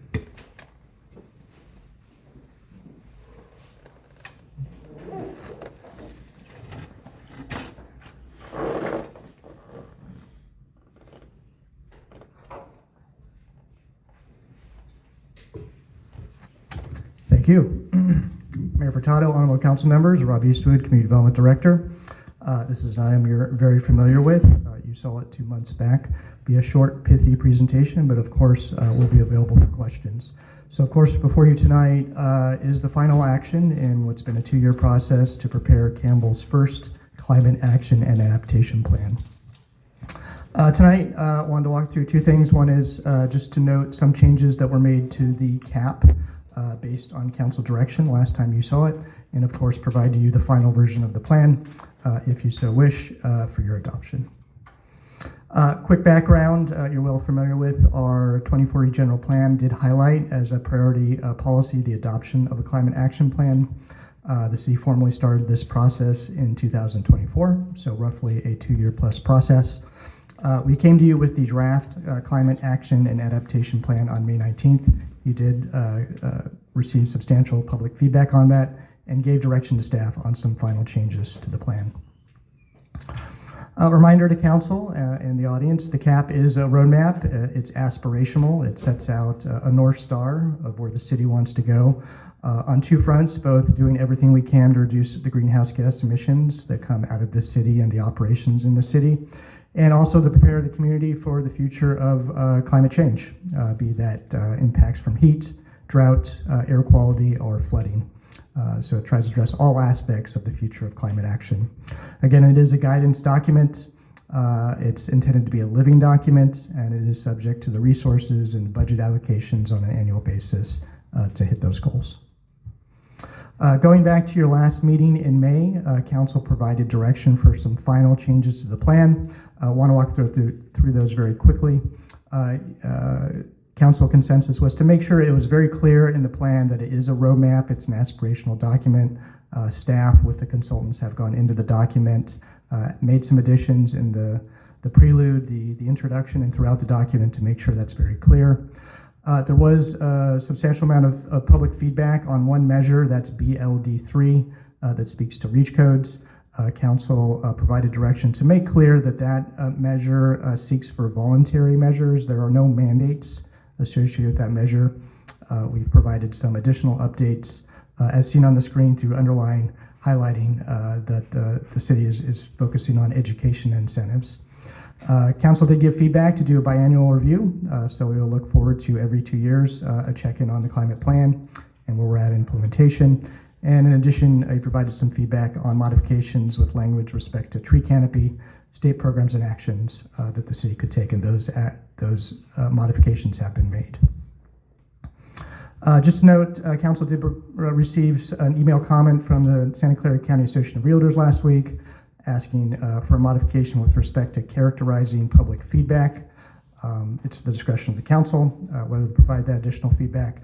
From staff standpoint, staff believes how that area is presented in the plan is factually correct, characterizing the feedback we received from the community.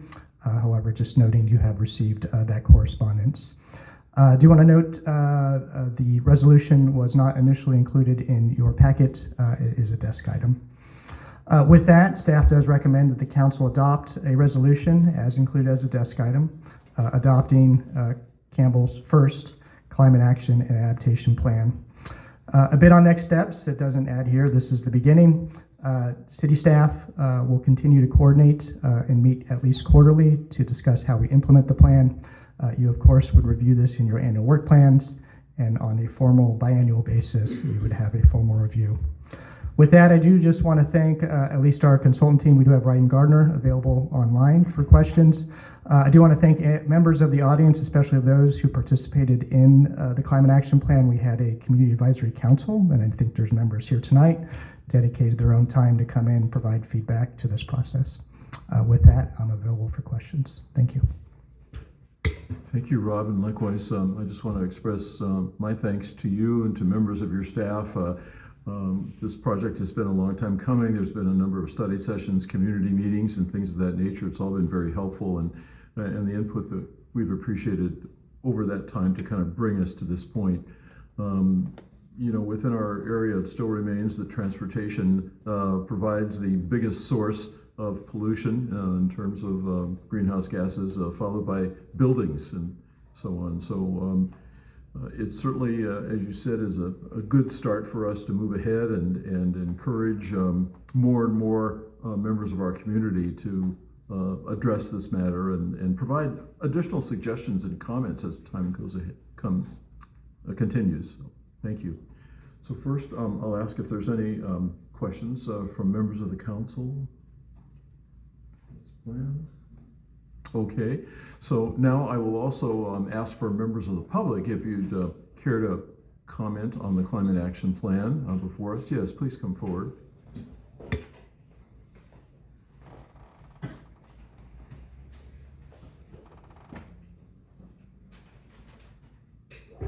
Hi, thank you so much for allowing me to comment on the Campbell Climate Action Maybe you Plan. can just move the microphone down. That's great. Thank you. Thanks again. My name is Stephanie Morris. I'm a Campbell homeowner. I've been living in Campbell for over 23 years. I'm also a parent, and I was also on the Community Advisory Committee, so I have been with this process for the last 2 years. Very much excited to be part of that process and really enjoyed hearing what the community had to say and attending the various outreach events. Seeing that this plan really does represent a broad spectrum of the community was really helpful for me. And hearing just dissenting voices and how the plan responded to those over time. So I feel that the plan is very balanced. The plan very much takes into account lots of people's opinions in the city of Campbell.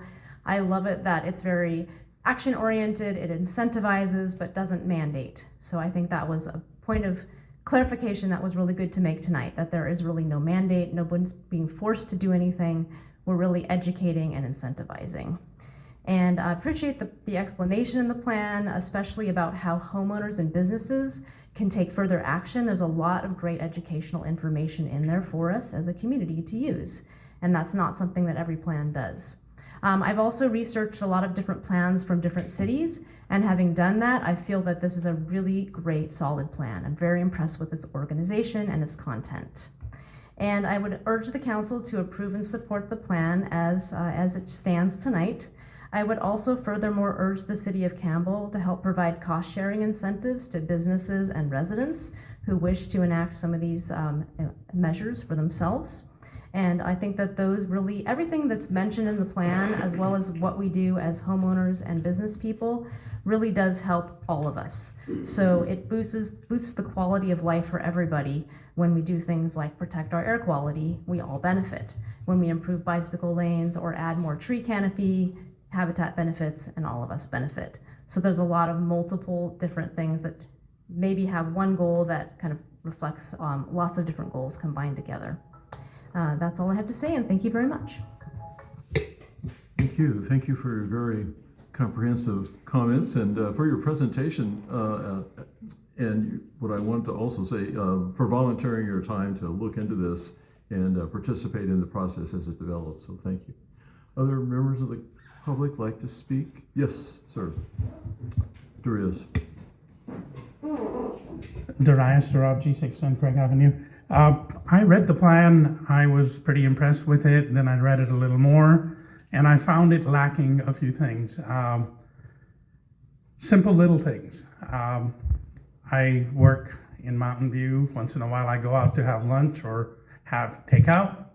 I prefer sushi. It shows up, comes in a nice cardboard packaging, stuff that's biodegradable, etc. I reached back to staff. I said, hey, I get my sushi over here at one of our restaurants. I get plastic containers.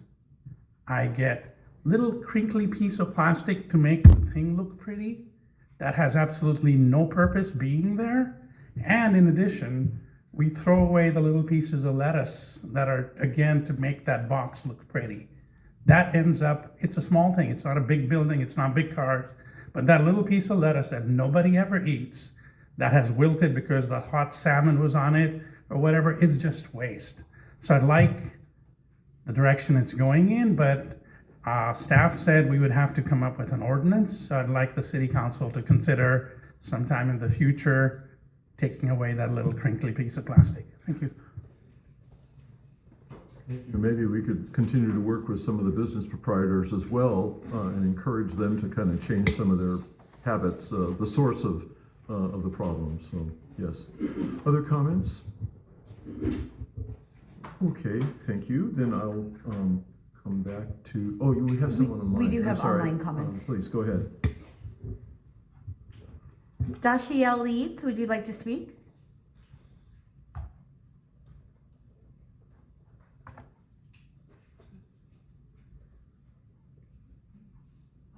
Yeah, they're speaking, but I... Hang on one moment, please.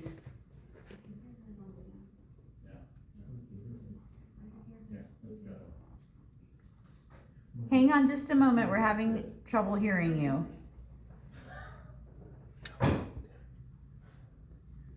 Go ahead. How about now? Yes, we can hear you now.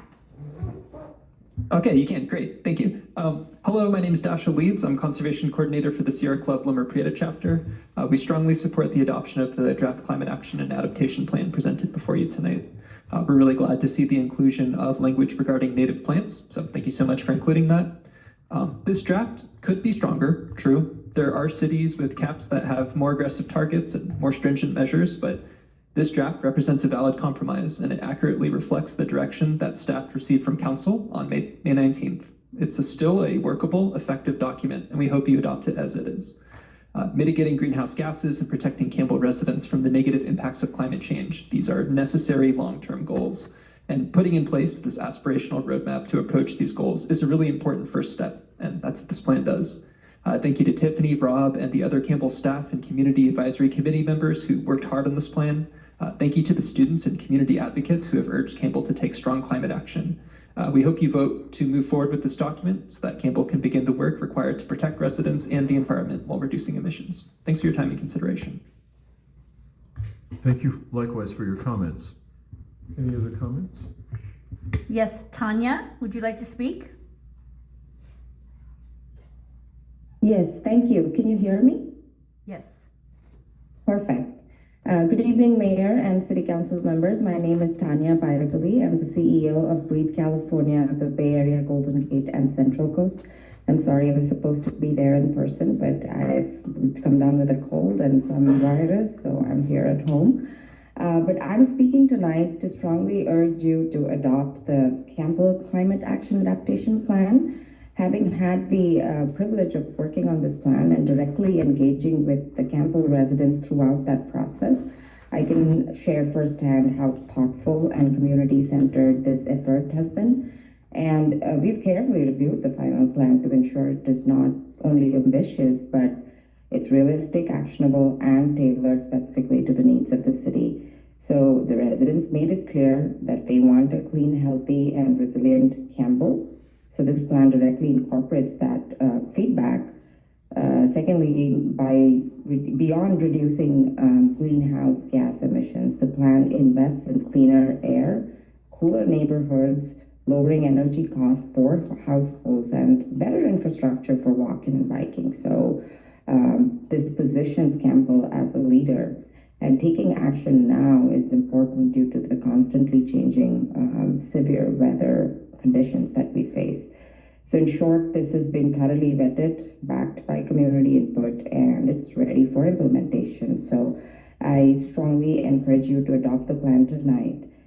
Thank you so much for your leadership and service. Thank you. Appreciate your comments. Likewise. Thank you.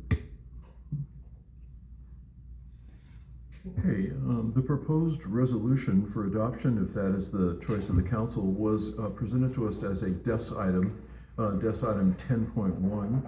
Are we ready to, Councilmember Hines? Yeah, I'll make a motion after just thanking the community for putting this together and the personal dedication of the committee and being able to make this happen. The environmental community I've talked about before has been a long part of my love and personal dedication. So really, I am appreciative of it. I'll make a comment about the EV and Silicon Valley Clean Energy Project during committee reports. But with that, I'd like to propose a motion to accept the desk item presented for the, can I just read that?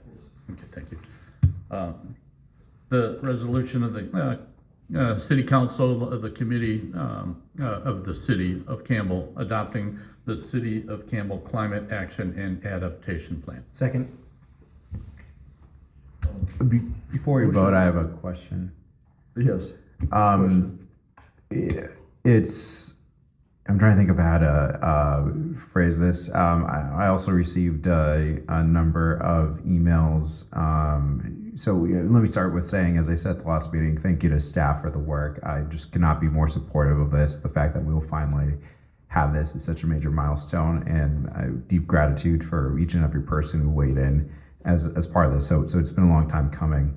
I'm wondering if the makers of the motion would be open to it. It doesn't make a difference for the ultimate impact, but Rob, perhaps to try to incorporate the feedback and the questions that we received that you referenced in at the end of your presentation, could we add a few words about the additional feedback that was received at the meeting? Again, if the makers of the motion are open to it on the question of the whichever topic that was about the characterization of the community feedback. I'm not sure. I'm trying to understand what you're asking exactly. Rob, maybe if you could pull up that slide, it would be quick. It would be better.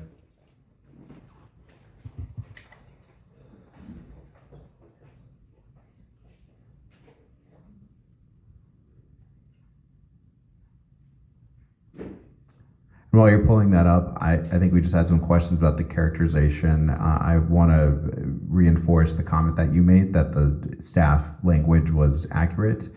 And I support that. Just perhaps we could acknowledge that there's additional feedback received at the meeting, which we listened to as we did all the feedback. And that's really a question for the council. From staff's perspective, I'll just say this. Yeah. How the language is in the plan, I believe, is factually correct based on my conversations with the staff that worked on this and the technical consultants, and we have a technical Yeah, consultant. so I'm not suggesting removing that, but just adding additional language to also acknowledge the additional feedback that we received after the fact. You could. Now, today is it's final adoption of a plan. I mean, always there's option to have some errata and miscellaneous things come in. You would have to give clear direction on staff on some wording, and you would not see it back. So you'd have to be very clear on some minor language to add, because again, either A, you could continue the item, have to bring it back with some broad direction and staff amend the plan and adopt it as is, or just, I'd say from staff standpoint, give some specific direction on some very minor language to add post-adoption that's clear coming out of this meeting. Well, what I suggest, maybe doing a quick temperature check of the council. This is not the thing that should hold up by any means moving forward with the plan. It's not going to have an impact either way. It's just tempting to assure residents who came out to that meeting that they were heard, as were the comments that were made prior to the meeting that were received by staff. So I would just ask the makers of the motion. Yeah. I just want to make sure I understand what we're getting at here. My apology also. You're proposing to add to the motion language reflecting the fact of participation by the public in this process? Let me try one time, and if it's not clear, let's just move on, because it's not the thing to hold up the plan. At the previous meeting where we discussed this, we had a number of commenters who expressed that they felt that there was not widespread support for some of the proposed components of the plan. Rob has characterized, and I support staff in this, that what was there was accurate, But rather than changing that, I'm asking if we could acknowledge the additional feedback that we heard at the meeting to make sure that all residents feel that their voices were heard throughout this process, including at that last meeting. And you don't think it's sufficient enough that it's already kind of part of the minutes of the record, or I mean, the proceedings? I'm not sure. If you feel that way, I'm happy to move on. I don't want to hold us up. I just wanted to see what the temperature of the council was. Okay, yes. May I please respond? So I think as far as the definitive points that I heard in that, the staff report has been changed because of the main point that was made. The other point of the robustness of the survey was also brought up, but having done many statistical surveys, what is in the report is accurately reflected as to the survey that was done. So I'm not of the ilk to deviate from that position that's been taken. I think the feedback that could be given in the biannual review is to a more robust survey to a broader audience. Yeah, that makes perfect sense to me. And Mayor, I appreciate you noting the point, which should be noted here for the public record, that all those are part of the public record and the minutes. So I'm happy to support the motion as is. Any further discussion? So we have a motion and a second on the floor. If there's no further discussion of the motion, we'll go ahead with roll call. Councilmember Lopez. Aye. Councilmember Hines. Aye. Councilmember Scazola. After 2 years, aye.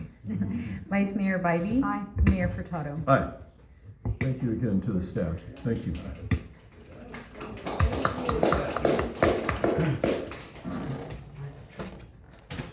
Okay, now we move on to item number 11. These are the council committee reports.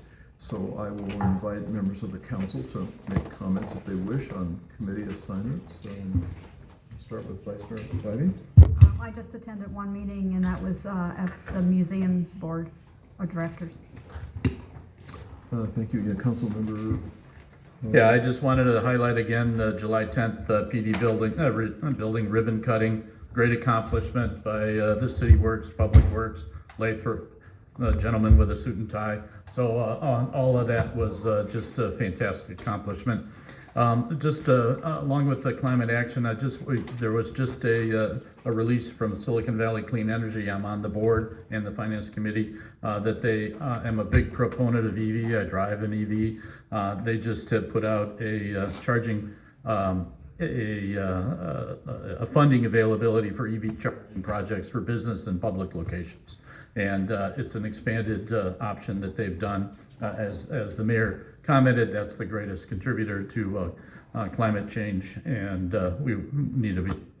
I'd like us to be able to support that and broadcast it and make it visible.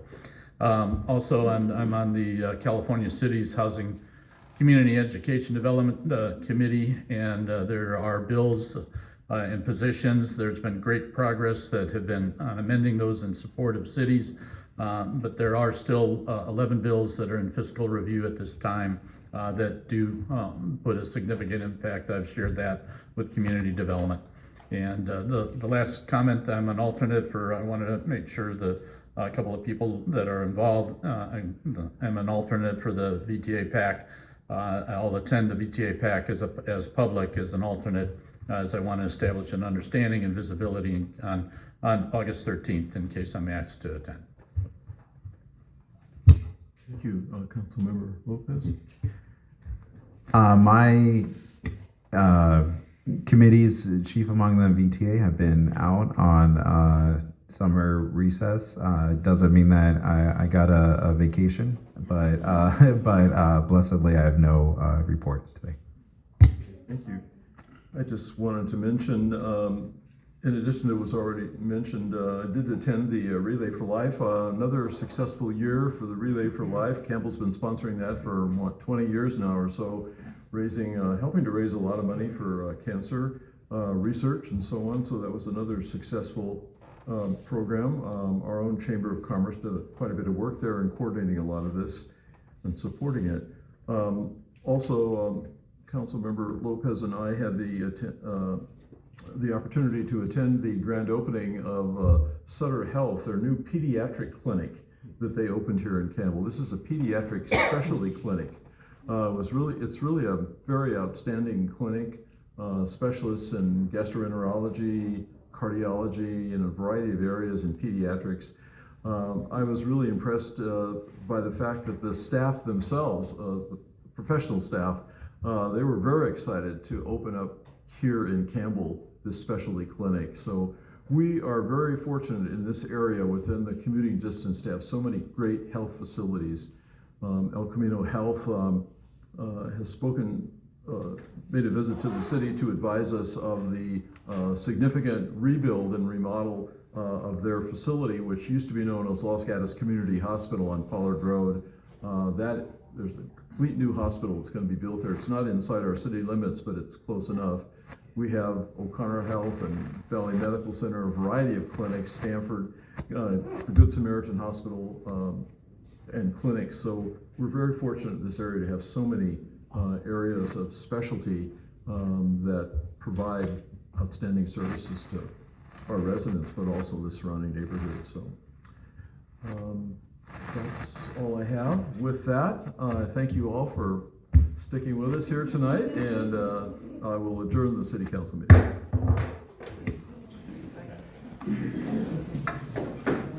So Nate, you just got to get some project going. I figured that's what it was. It's just, oh, we're going to put the invisible lines down and put so many rows down. Ownership of Freelance about the project, and so they understand when they do come in with the project, and your Alan Hicks, is talking about putting it on sooner rather than later. Just where they're at.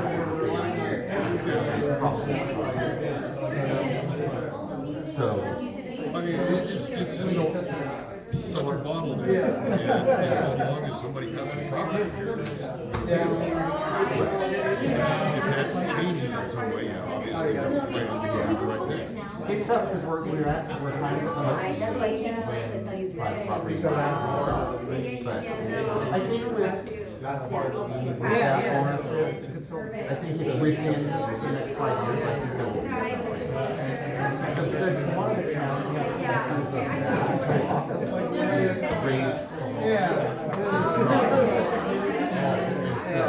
They're right against the road.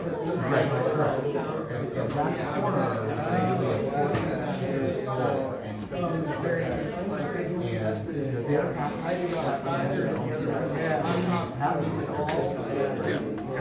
so these things, the stars have to align. You know, we don't have redevelopment agencies anymore to kind of be more aggressive. Okay, great. Take care. Bye, Mr. Parker.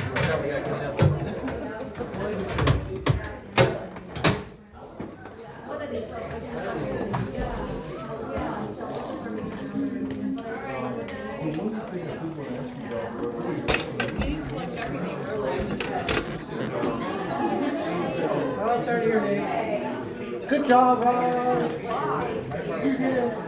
Well, I'd like to,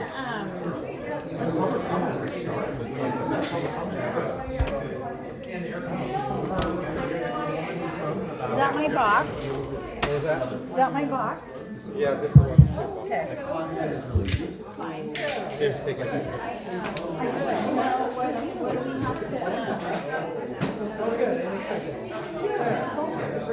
What do we have What's up last week? Oh, okay. And I think we probably should try it because that's like the first 500. And then it's 600 at the end of the